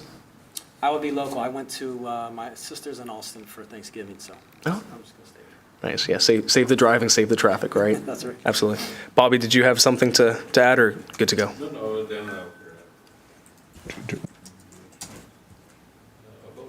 A vote. For the okay. direction would be helpful. Okay, so I will make a motion to provide direction to staff to address the 4 areas that we discussed, and to work with Zach and the team at Waste Connections to come up with those amendments to be on the agenda for the 2nd, as well as a registration/permit process for any other roll-off providers. Do I have a second? Second. All those in favor? All those opposed? Motion passes unanimously, 6-0. Thank you, everyone. We'll see you again on the 2nd, Zach. Appreciate you. Okay. We will now move on to agenda item number 2, which is consideration possible action to award Landmark Structures LP the contract for Manvel Parkway Elevated Storage Tank in the amount of $5,823,000. Dan? Yes, sir. And, Wally could not be with us tonight. He had a prior engagement, so I'll talk about it just briefly. But yes, so this is the elevated storage tank. It's a 1 million gallon storage tank, water tower, for lack of a better term. This project was originally identified in our 2016 CIP. It was budgeted, well, actually, I shouldn't say budget. It was earmarked as a $1.4 million project at that time, 1.4. And so that was in 2016. Fortunately, the budget that council actually approved this year has $5.6 million set aside for this project. So we're very, very close. The $200,000 overage we have in another water project that is CIP. It was actually the Maverick Water Plant project that came in under the $200,000 that we were planning on a new generator over there. We're actually going to be able to repurpose a generator from the Blue Water Lakes lift station. So moving money around, it didn't require a budget amendment. We'll do help me with the terms, Rosie. Departmental transfer. So in other words, we're funded for this project. We only received 2 bids. The other one was much, much more, but this was not a low bid project. It was actually a competitively sealed project. So it just so happened that this one was the lowest and it met all of the criteria. We had, Wally's not here, 7 different components. So things about, have they done these types of projects before? Are they within, I think it said 220 miles of the city of Manvel? Obviously, the cost itself, references, they had to provide at least 5 references. So this particular company, Landmark, they won on all counts. So we're recommending approval to get started on this project finally. And the only question mark will be is who wants to serve on a little subcommittee to figure out what we want this thing to look like as far as the logo on the side, because we get, this is our first one, which is why it's called the Manvel Parkway Elevated Storage Tank. We anticipate having multiple water towers over the years, but this is the first one. And the location is just north of Del Bello, the Del Bello subdivision, right on 288. So who cares if we've got signage, the big green TxDOT signs, we're going to have the biggest sign around right there on 288. So anyway, we'll want to get together. They had some good input even at the bid opening as far as, whether it's something monochromatic like the one up on the wall there, or they said the colors and our logo, they look great on a t-shirt, but they don't really play as well on a big water tower. Anyway, so that's we've got a little time because it's more than a year to actually put this thing up. But I'm excited to finally get this project across, to get going. That's great. Councilman Acre, do you have a question? No. Okay, so just Dan, I'm glad that you talked about the design. That was going to be my question. And so I think regardless of what the design is, if we have something on both sides, so you can hit 288 both ways, would be great. The other question I was going to have, which you addressed, is how we handle it from a budget standpoint. Bobby, you're going to have to speak to this. We might have hit a snag here. Section 8.15 or 8.16 of the city charter states that the city manager can transfer part or all of any unencumbered appropriation balance for operations only, excluding capital projects and capital equipment and you can do that within departments. It seems like we'd have to make a budget amendment to move funds from one capital project to another capital project. So if we approve this contract tonight, we'd be placing an encumbrance upon the city without the appropriate funds being available within the proper line item. Am I interpreting that correctly? No, you always have to have the funds ready, available, budgeted before you can encumber them, or else it's considered a debt. If you don't have the money in your budget to cover your expenditure, that's considered a debt. So I guess I thought Rosie had said that was covered through the transfer, though, within the department. And you're not having to go, like if you have to go from one department to another department, that's a budget transfer. If you're going within a line item within a department, you can do that per the charter. But this isn't a department, this is capital projects, and the charter specifically says that the city manager's ability to do that excludes capital projects and capital equipment. Then that would probably be a budget transfer then. So can we approve this? And you can approve it subject to appropriations. Okay. And what we would do is come back with the budget amendment, whatever transfer we need to cover that, because it's going to take a little bit of time to get that contract document put together and signed and everything. But we would, by that time, I guess to the next council meeting, we could have whatever we need to. So you would just have to do it subject to appropriation. Okay. And I wish I had discovered this beforehand. Sadly, not all of the documents were available to me beforehand. And so while you were sitting talking about the appropriation of it, and when you said that within departments, it made me think, I think we've talked about this with a previous city manager about the ability to move things. And so seeing it there. So I'm glad we can move forward with this. We can attach the condition there, but just for reference, that's section 8.16. So we'll just need to make sure that that's on our next agenda there for the second. But my questions were answered, and so as long as we're good to move forward with the conditional approval, then we should be set there. And my apologies for not catching that in advance. Council, do you have any other questions or comments? Okay, hearing none, what I'll do is I'll make a motion to award the contract to Landmark Structures LP for the amount of $5,823,000, conditional to an upcoming budget amendment. Second. All right, we have a motion and a second. All those in favor? All those opposed, motion passes unanimously, 6-0. Thank you, everyone. We had moved up agenda item number 3, so we already took care of that one. We will now move to agenda item number 4, which is consideration and possible action to approve the second and final reading of ordinance number 2023-0-40. Dan? Sure, Mayor. So ordinarily, we don't see second and final readings outside of the consent agenda unless there's some specific things happening with those.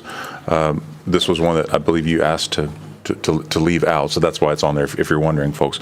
And then what we're going to use, without stealing Jose's thunder, is over the next couple of weeks, since we don't have any more regularly scheduled meetings, we're going to flesh out the actual permit procedure, the details, the standard details, and all those kind of things.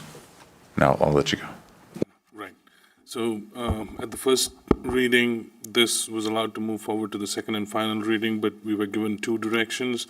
One was to make sure we adopt a set of specifications and standards that Councilman Lands had provided. And the other one was to include language that would address maintenance requirements for a fence that exists today. So what we've changed is there's a version of the ordinance included in the packet that has highlights to the language that was changed. One of the language that was included was that all wooden fences shall be designed in conformance to specifications and standard details adopted by the City Council and included in the fence permit application form approved by the building official. So in the ordinance that is being approved today, we have an Exhibit A which lists all the specifications. That's the adopted specifications. And staff is working on putting together standard details, graphical representation of those specifications and standards, which would be added in the application form. The other change to the language was the last item, which is section 77, which is the maintenance required section. We've added language which specifically addresses maintenance requirement for the existing fence. If y'all have any questions, I'll be happy to answer. Thank you, Joe. Appreciate that. Councilman Lands, what are your thoughts on this? So there's things being worked, put together. So if we vote on this, approve this tonight, what is our guarantee, or what is our knowledge of this other thing's coming forward? I mean, is that something else that we're going to vote on or approve, or because that's the meat of it? How do we know the meat of it's going to be correct? Sure. I'd love to just have you come in and once we kind of get a draft format of what the permit's going to look like, because ordinarily the permit applications and whatnot don't go to council. The permit tries to mirror what the ordinance actually says, right? So, and get tweaked from time to time to make them easier to understand. So, give us another week or two, and then we'll bring you in. And hey, did we capture it? Thank you. Yes, sir. So the language of all the specifications that was provided is captured by the ordinance being adopted today, which is being voted on today. It amends the zoning ordinance number 1, and Exhibit A of the ordinance includes in the verbal format all the specifications and standards. So staff will be working on the graphical representation of it and include it as part of the application. Having the picture was a big thing, the graphical representation, and then 1,000 words. and then I think Joe's and Dan, I think one of the questions or one of the items that we discussed previously was that there might need to be some language built into the DCM, Design Criteria Manual, in regards to this. Is that something that's going to need to be needed, because that'll have to come before council? That was my thought, and Joe's and Jessica actually corrected me that there's a better method for that. You want to talk about that, Joes? That is basically what I described. In the zoning ordinance, there's a language which says that all fences would conform to the standards and specifications adopted by the council, which is included in the ordinance. And so basically, the standards are not exactly in the zoning ordinance, but it's being adopted by the ordinance being approved tonight. And instead of putting it in the design criteria manual, because it has a different procedure in terms of variances and you have engineering requirements, it just complicates the whole procedure. So it's easier to keep it limited to the zoning ordinance. And the standard details would be administratively put together based on the specifications included in the ordinance, and it would be added as part of the application form.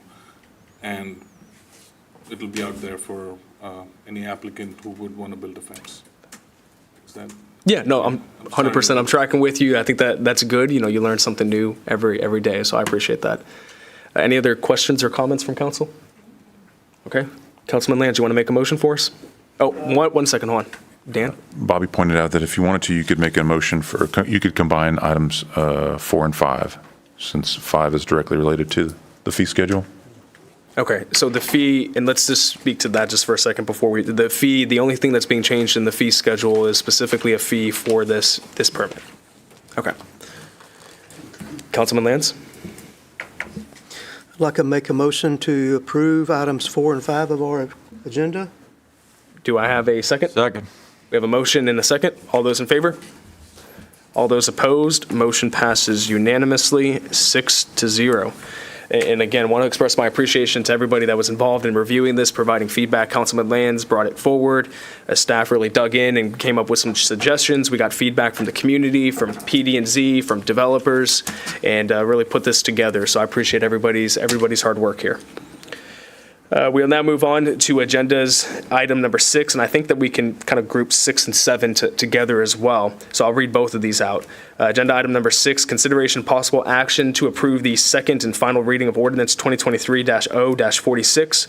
Number 7 is consideration possible action to approve a sponsorship agreement between Centric Infrastructure Group LLC and the city of Manvel.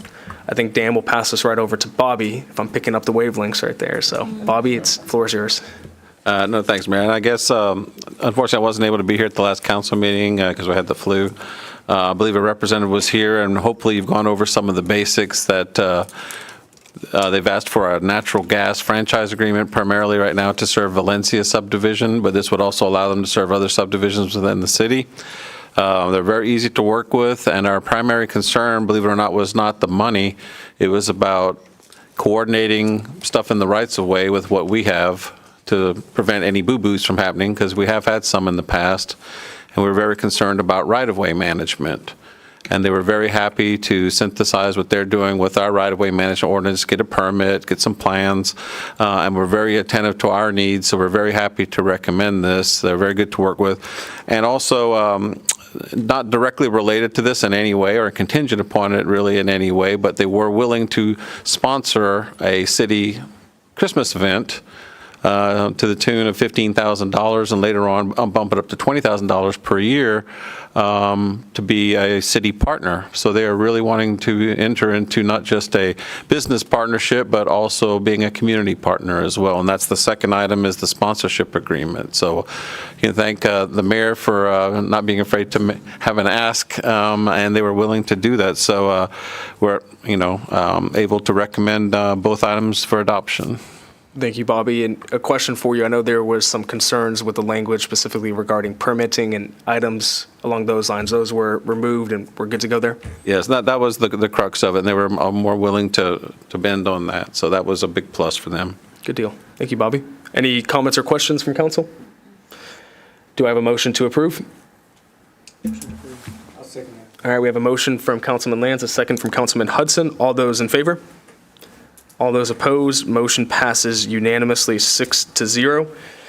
We will now move on to consideration of possible action to approve the second and final reading of ordinance 2023-0-47, and this was covered during the previous meeting that we had, the special workshop, which was at 5 p.m. So Dan, Jessica, anything else that you'd like to add or good to go there? Okay. Any comments or questions from council? So I think one of the things that we'll have, and we have a later agenda item for it, is just in regards to, actually, I don't necessarily see it on here because we had it. Okay. So one of the things that we're going to do is with the approval of this, we'll also providing some direction to staff that in January to come forward with language regarding political signs. And then we'll have that conversation come January as well to make sure that we abide by all First Amendment rights and freedom of speech and all state and federal law there as well.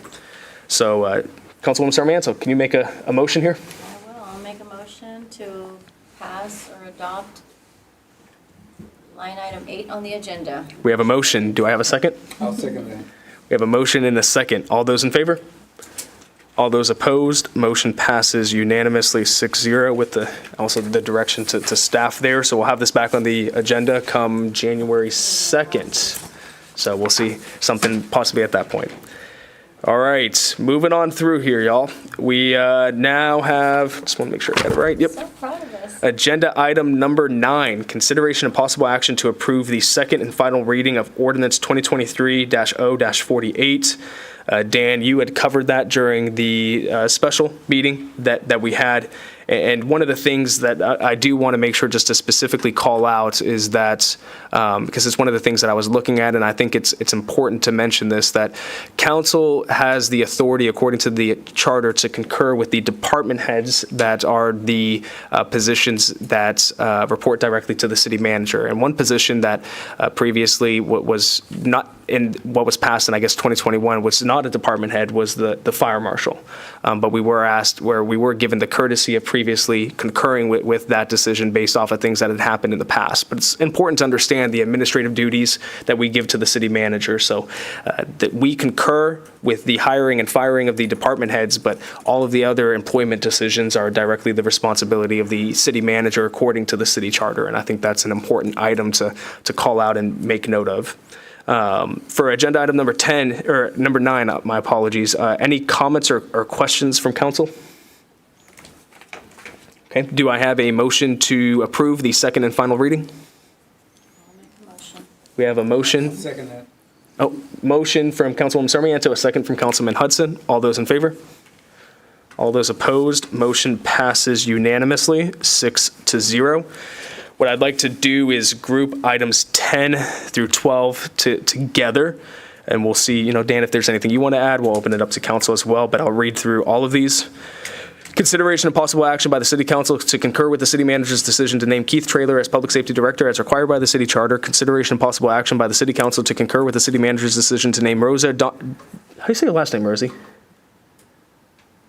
No, it's your... I'm going to tell you this much. It's not my last name, it's my husband's last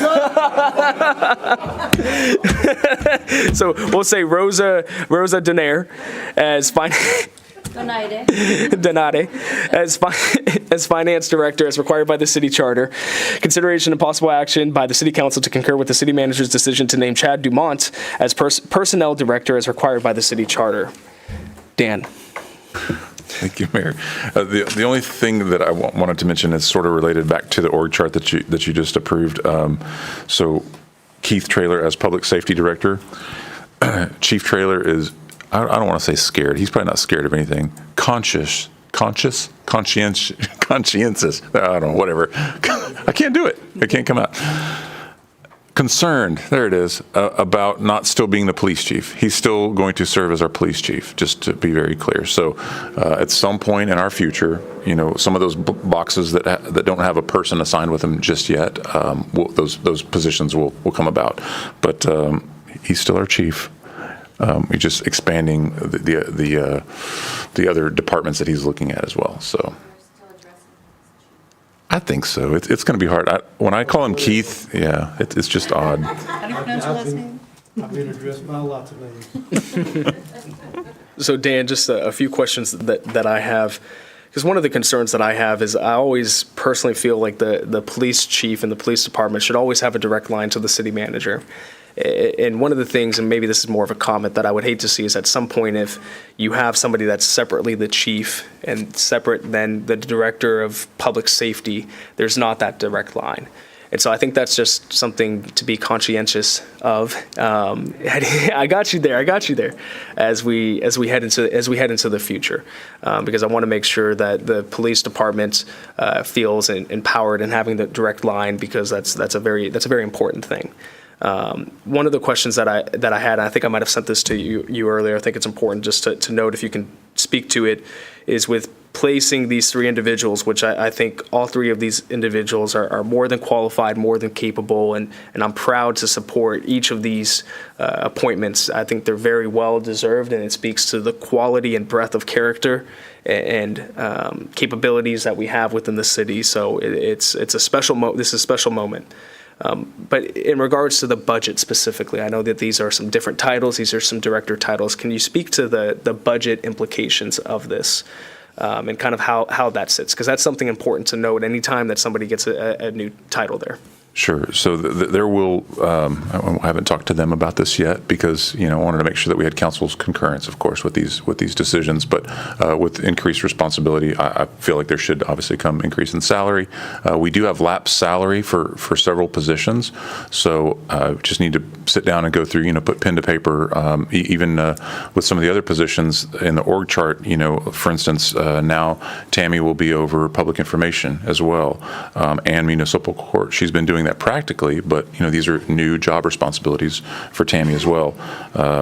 So I'm working on that. To answer your question, yes, there will be some salary increases for those folks. Yes, sir. I appreciate that, because I ran some math prior to this meeting.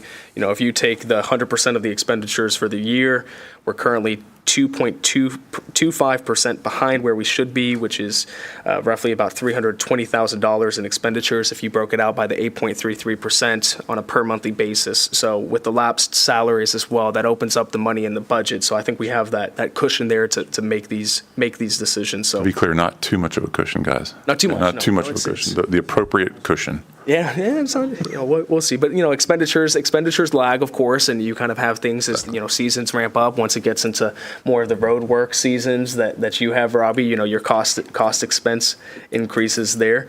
And, Rosie was kind of doing some, this handy dandy, paperwork that you give us was kind of running some rough math on it.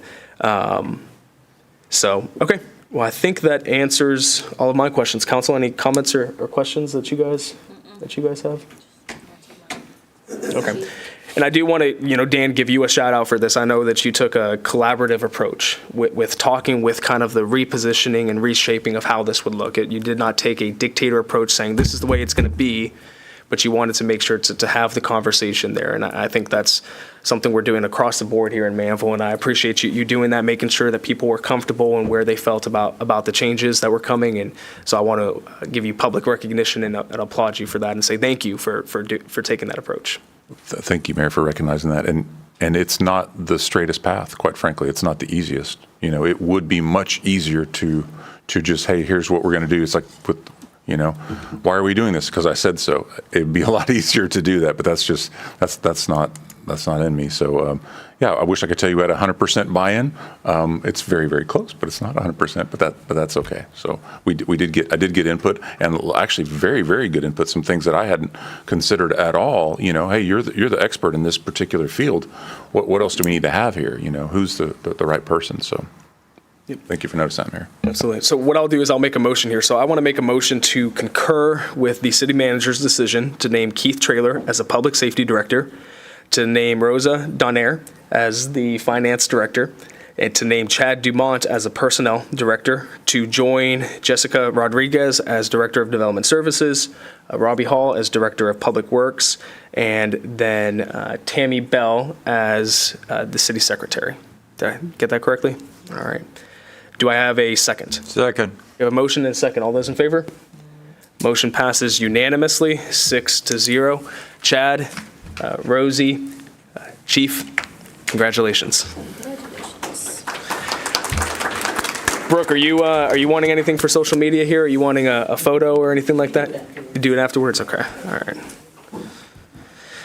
All right, we'll now move on to agenda item number 13, discussion on the following as requested by Mayor Davis. A, update on staff performance reviews. B, performance review process and timeline for the city manager and city attorney.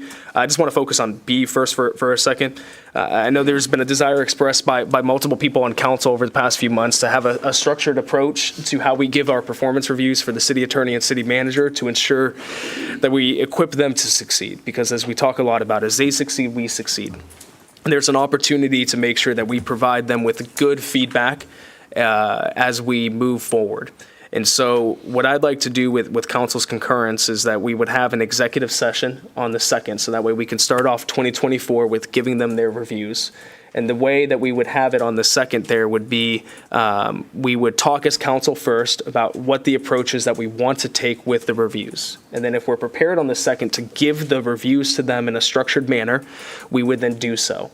If we feel like, okay, we need to get the structure in place, and then let's at the next council meeting, the second one in January, then give those performance reviews. Just like Dan has identified, some employees in our city have never had a performance review the entire time that they've worked here. And I think the performance reviews that we give Dan and Bobby, city manager and city attorney, this will be the first time that there's really going to be a kind of a more concrete structure to it. So getting council in a room to figure out a talk, I know Councilman Perry, it's important to him as well to talk about what that looks like, that structure we want to approach. Councilwoman Sarmiento, I know she has some ideas. Tammy has sent along to me some of what other cities have done that she's collected over the years. So just talking about that and figuring out how we want to handle that. But I think we need to make an effort as council to give them their reviews in January, so that way we can start off 2024 with that. And ideally going into 2024, we would look to have their reviews in either October or November. That way it's not at the beginning of the year, but it's going into that new year. But this year has kind of been a learning opportunity for all of us. So for item number B, Council, are you guys good with that approach? Are you guys on board for that? I don't know, Councilwoman Sarmiento? I'm on good with that approach. I personally would like to be involved with that. I can't guarantee I'll be here. I'll be traveling for the new year. Being the second right after the first, with school being out, there's a lot of us parents, I guess, that may not be available for that. But I would like to do it, and I would propose we do that before the end of January. Okay. Just because I definitely want to be involved. It's something that's near and dear to my heart. And I just think we should consider that, because that is technically a holiday week, and it's right after the new year. So just putting that out there. Okay. So at a minimum, what we'll look to do is just to have 2 meetings with it, with the actual performance portion given that second meeting in January, so we can ensure at that point we're full staff there, if you're good with that. Yeah, absolutely. And we can talk, maybe we'll figure out some way to do it. Yeah. So Tammy, if we could just, if we could work with you to make sure, kind of coordinate those dates amongst our council, route that conversation through you, that'd be great. Thank you, Tammy.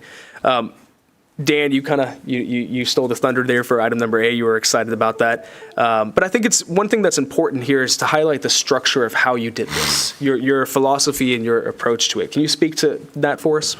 Sure. So again, like you just said, several of our folks have never had an evaluation at all. So take for instance, so Rosie's been here since April. So it was a natural time to have a performance evaluation for her anyway.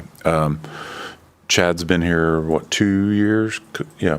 So some of those are more natural, but Tammy's been here 19 years. And you said you'd had, 1? Yeah, until now. So for the baseline, so this was sort of for 2 reasons. One, okay, let's make sure that we're staying objective. And so I had Chad sit in with me for all 8 of them. Well, I guess technically all 9. He was in on his own too. So, all right, you rate yourself. We'll take Robbie. Robbie, you do your own evaluation. I'll do it, and Chad will do it. And then we'll get together, compare notes. And I can tell you, almost every single one of them were harder on themselves, rank themselves lower in this particular thing or this particular thing. So that's always a fun thing to get to. Hey, no, wait a second. Maybe you don't realize this, but you're awesome at this particular thing, and try and highlight. What I like to do is look for something to really highlight about what you bring to the table. Like if everybody in the organization did this particular thing like you do, what a world it would be. And then if you don't have some suggestion for them to improve in a certain component, then shame on you, right? So everybody and some of them, quite frankly, it's a struggle. Like surely I'll use Tammy again. Surely there's something Tammy can do better. And I don't know, anybody, something, so, you got to come up with something. So to really help them. And again, that was this first one. I don't know that when we get into the annual evaluations of the directors, you probably don't have HR involved or personnel director now involved in those every single time. It's probably more of a one-on-one. But I wanted to have a baseline, and I wanted all the directors to understand what a 3 means in this particular category. Or if somebody gets a 5, we need to have some rationale, some justification behind it, on a scale of 1 to 5, for instance. If you say that they're a 5 out of 5 in communication, wow, I want to meet this person because we can all communicate better, of course, right?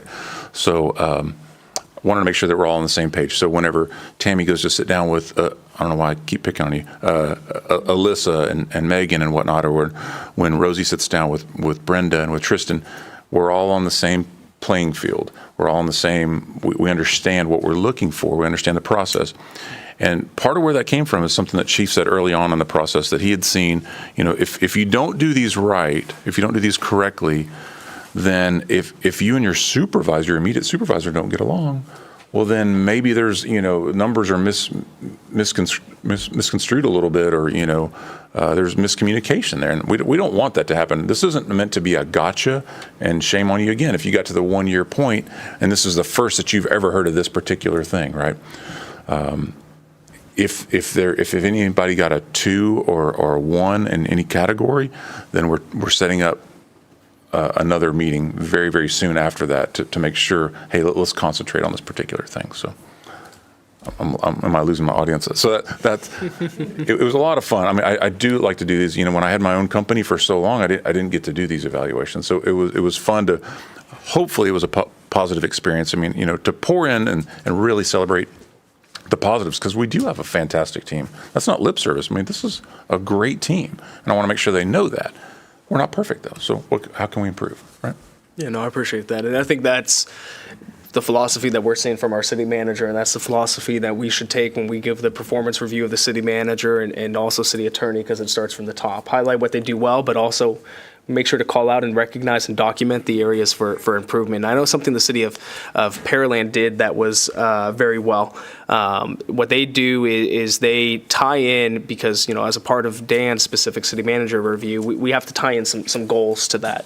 And we tie those goals into the overall strategy that we have and the goals for 2024. And what they do is they create 4 buckets of their goals.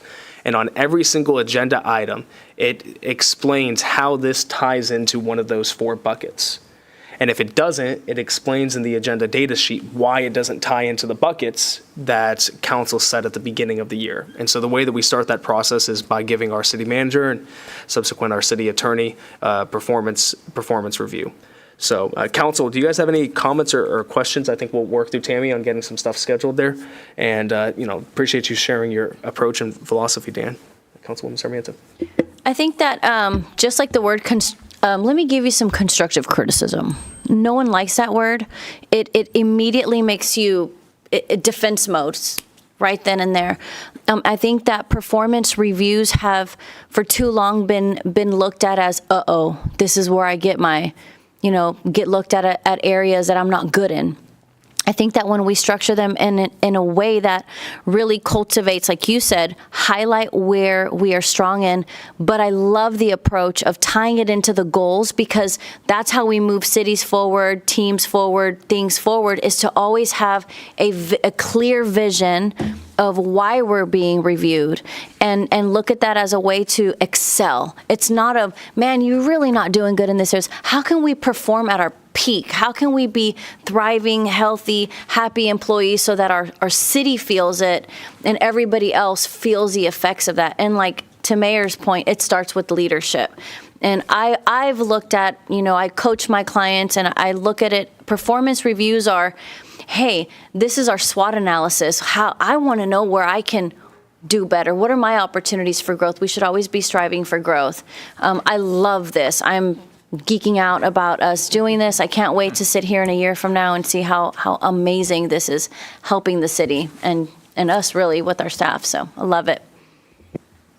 Okay, so we will now move on from agenda item 13 to 14. I'll go read this out, turn it over to the two council members to my left. I'll step out for a second.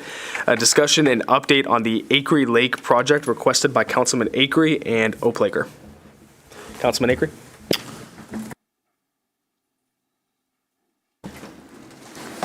Okay, yeah, I wanted an update on this. Hopefully, we finally get going on it. So Robbie and I went over there, and I guess I was disappointed. Nature's trying to take it back over.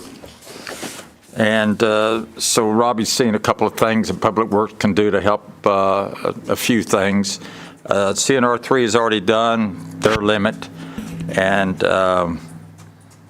so Dan's got some things to add here. Pass it over to me, Heather. So right now, the budget itself doesn't necessarily have a lot of funding directed towards this project, but it does have some funding. So the first thing that we want to do is the erosion protection out there for the dirt work that was done. So there's an outfall has been installed from the pond into the C12 ditch. CNR 3 put that pipe in. We paid for the pipe, but the drainage district put it in. Unfortunately, the erosion protection, the slope paving, the concrete slope paving around it hasn't been installed yet. So that's what the funds are set aside for. Also, the germination, it dried up completely, obviously in the hot summer. So like Larry said, it's starting to erode. Where all this outfalls directly, it ultimately goes underneath a GCWA canal. And those pipes are almost completely full as it is of water.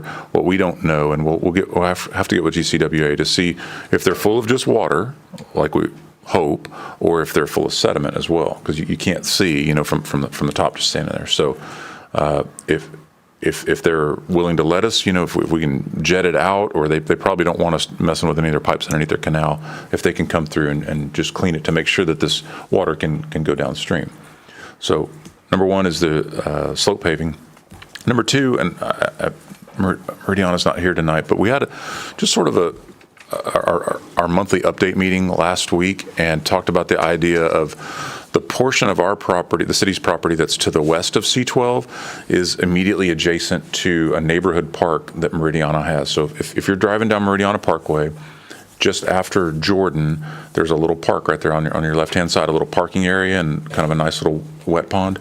Our dry portion of our pond is immediately adjacent to that. So talk to Matt Rise a little bit about, Matt Lawson, with Rise, about the idea of maybe expanding that pond, maybe putting a little walking trail around it, because there's not really much that we can do with the property to the west of the C12 anyway. So he's open to the idea. So I hate to say it out loud and commit them, but I don't know, maybe I am. He's committed to the idea, at least, and pursuing the idea. Then the hard work really begins with once we're done with the wastewater treatment plant RFP, the police station RFP, Public Works facility, and FM 1128 water line extension. Once we're done with those, then we can work on this RFP for Acre Lake. And it's going to take all of us to do this, because this is going to be a different one. This is going to be, is it a sand mining operation? Is it, what is this project going to look like once the contractor's done with it? It's not one that this city has done before. We want to make sure that they leave the site the way that we want it to look, but it's going to be a messy operation for many, many years for them to dig this big of a pond. So certainly haven't forgot about it. It's the next one in line, and we're about realistically, come February or March, we're going to have 5 construction projects moving all at the same time. So Dan, I'll ask a question here, and I think Councilman Oplager has some items. So you and I have spoken about it, and it seems like there's going to be a need here in the very near future to bring on at least some auxiliary help for Wale from a capital projects management perspective to ensure that these are moving forward. Because not only does he do a phenomenal job with our capital projects, but he also handles, I believe, its maintenance on facilities as well, and oversees all of that. And so can you kind of speak to a little bit about where the thinking is there and, what we can do to provide some additional capacity? Because right now, Wale is probably operating at 200% capacity, and He is. we don't And- want him to get burned out. And fortunately, he's aware of that, and he's not pushing back on, no, I got this, or anything like that. He's aware of it. We're going to need some help. 2 budget years ago, I think we had an extra construction inspector in the budget.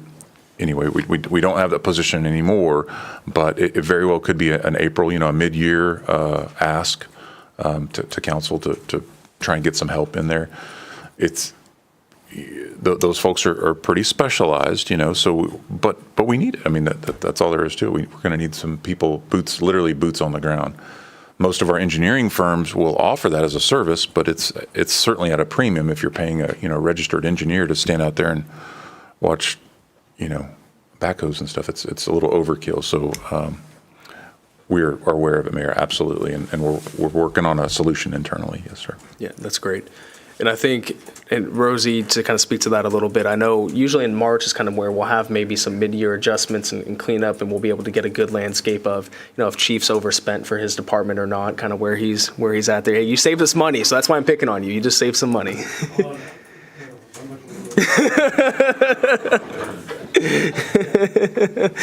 But With Chief, he might have already started overspending. But at that point, we'll be able to evaluate the options from a financial standpoint. We just have to understand that anything that we commit to do within this year's budget, we have to fully fund in next year's budget, and that's an important understanding to have. So, great. Thank you, Dan. Councilman Oplager. All right. So there's not a cost center or no tracking mechanism on the spend for this project? Is there a cost center or any kind of tracking mechanism for the money that we're Yeah, spending? there's a budget line item for you, just one at the moment. Are we tracking the spend like when the city employees work on that? Are we tracking that spend? Yes, sir. So we don't know how much we're spending? Not internal money. That's correct. We don't have that yet. So from the webpage, the project will be done in 2 phases, with phase 1 centering on rebuilding a ditch and constructing the berms. First phase construction is expected to continue through 2025 with an original cost estimate of $500,000, right? Was that the drainage district, Yes, sir. right? Did they do $500,000 worth of Oh, work? goodness, the pipe was pretty expensive. I mean, those are big concrete pipes out there. So I don't have that number in front of me. Yeah. I'd have to go back and look, but it was. Okay. So then when you look at the plats, right, there's potential projects under it says potential projects under review mitigated by this project, right? Five different things. Is that going to be part of, are these secondary projects that will be part of the RFP, or? Where are you looking at? So on the website? drawing, on the drawing over here on the bottom left, potential projects under review, I don't know who's reviewing them, mitigated by this project. Inversion of a GCWA siphon, C12 improvements and/or realignment, Jordan Street crossing, replace or remove a 66-inch cap on third culvert, railroad bridge removal or replacement, Bissell crossing, remove or replace. Yes, all those are part of this project, yes, sir. Is that going to be part of the RFP? Some of those we can do internally. Some of the removal, one of those we can do. The other one Meridiana's going to do, the Bissell Road one. Okay. Okay, as long as it's on, as long as I'm looking at it, I mean, it's written. Yes, sir. You know. Right, and so it's sort of a collaborative approach. The GCWA one that's us pushing them to actually do the siphons. And that's where Councilman Acre and I were talking. That GCWA is a for-profit company. They're a business, right? Sure. Actually, Now that's the Rice Canal people. Mm-hmm. They sell water. That's their siphon. They're a governmental entity, though. Right. Yeah. So, but if it's in disrepair or not operating as it should, is there not something the city can do to say, you have a problem? Absolutely. I can't say that it's in disrepair. I can tell you that it's full of water because it's a siphon. That's, yeah, but what we're going to do is reach out to them, because they replaced it. I reached out to them several months ago to see, hey, when was the last time that has this ever been replaced? And it has. They had the date, and they had actually communicated with this. I mean, this was way before any of us, but within the last 30 years, I would say they have replaced it. But those are tin horn pipes that are submerged. So right, it's they not what I would do, but that's not my. Okay. Okay, so then I'll agree with the mayor. We've got to have a project manager assigned to this. It's just, this is too big of a project for everybody to be walking around and thinking, I think it's getting done, right? I mean, we just got to have somebody looking at it, right?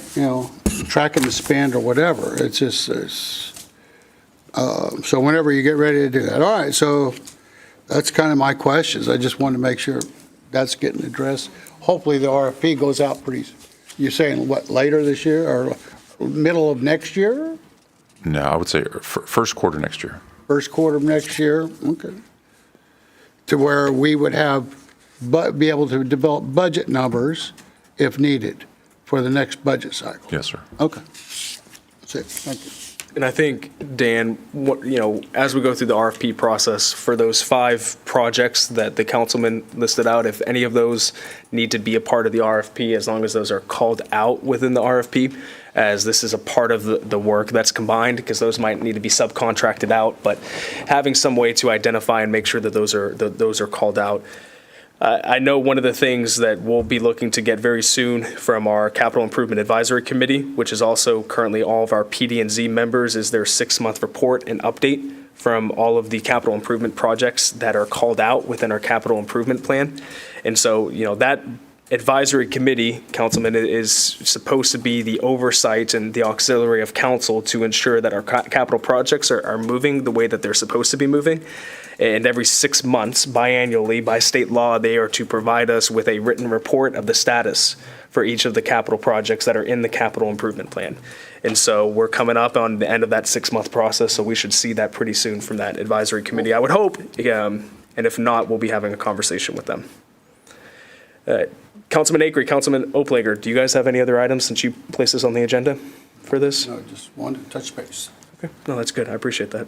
And I know we have monthly meetings as well, Dan, with CNR3 to make sure that conversations continue to move forward and that we continue. It's a two-way street, a two-way dialogue, and they continue to. Anytime I see Commissioner Scheibe, he always expresses his desire and his commitment to continue to work forward and serve the people of Manvel.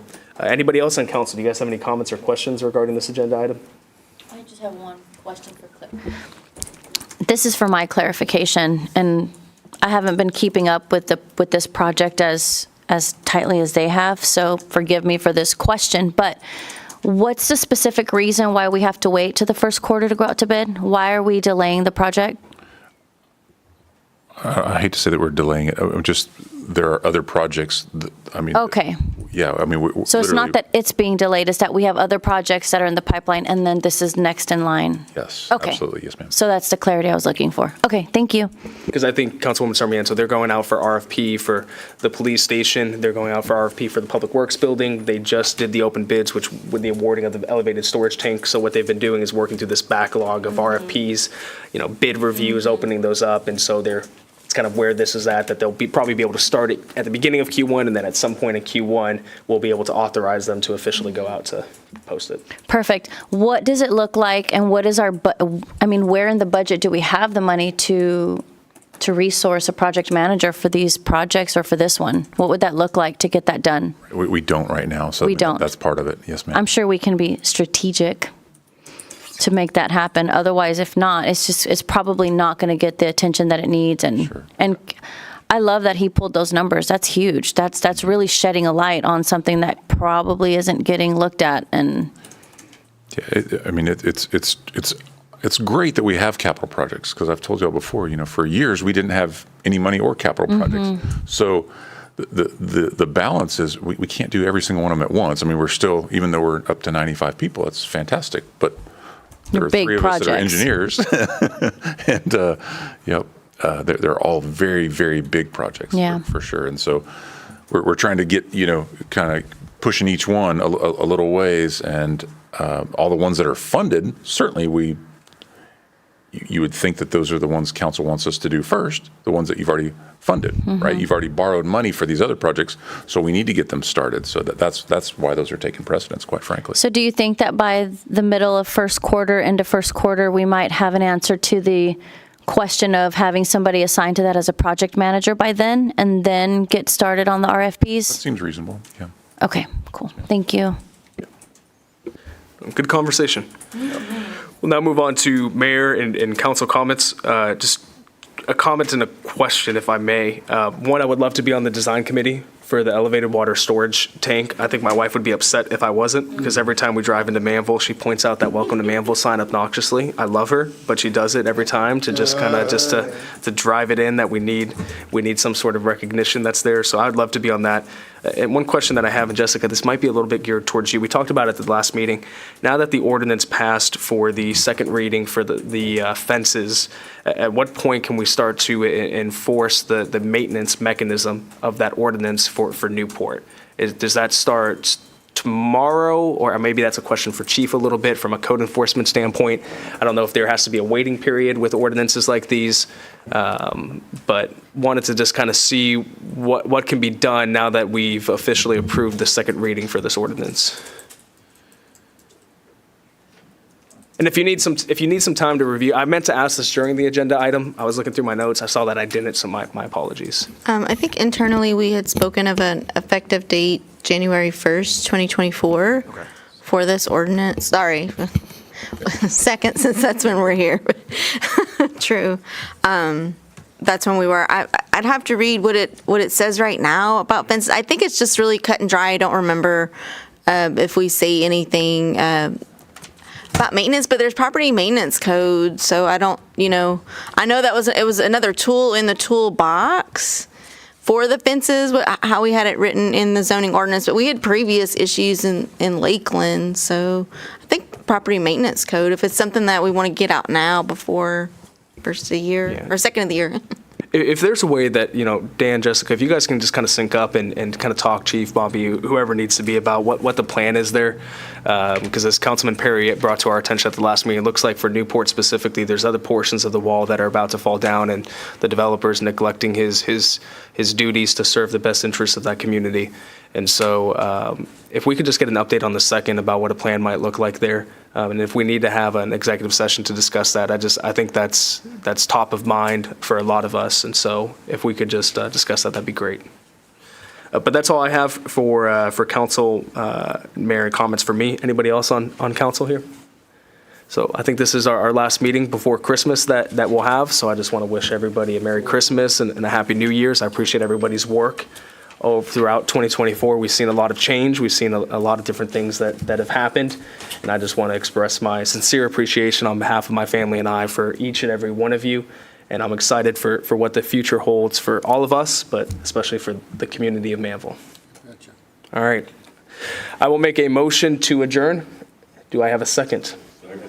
Okay, motion and a second. All those in favor? All those opposed? Motion passes unanimously, 6-0.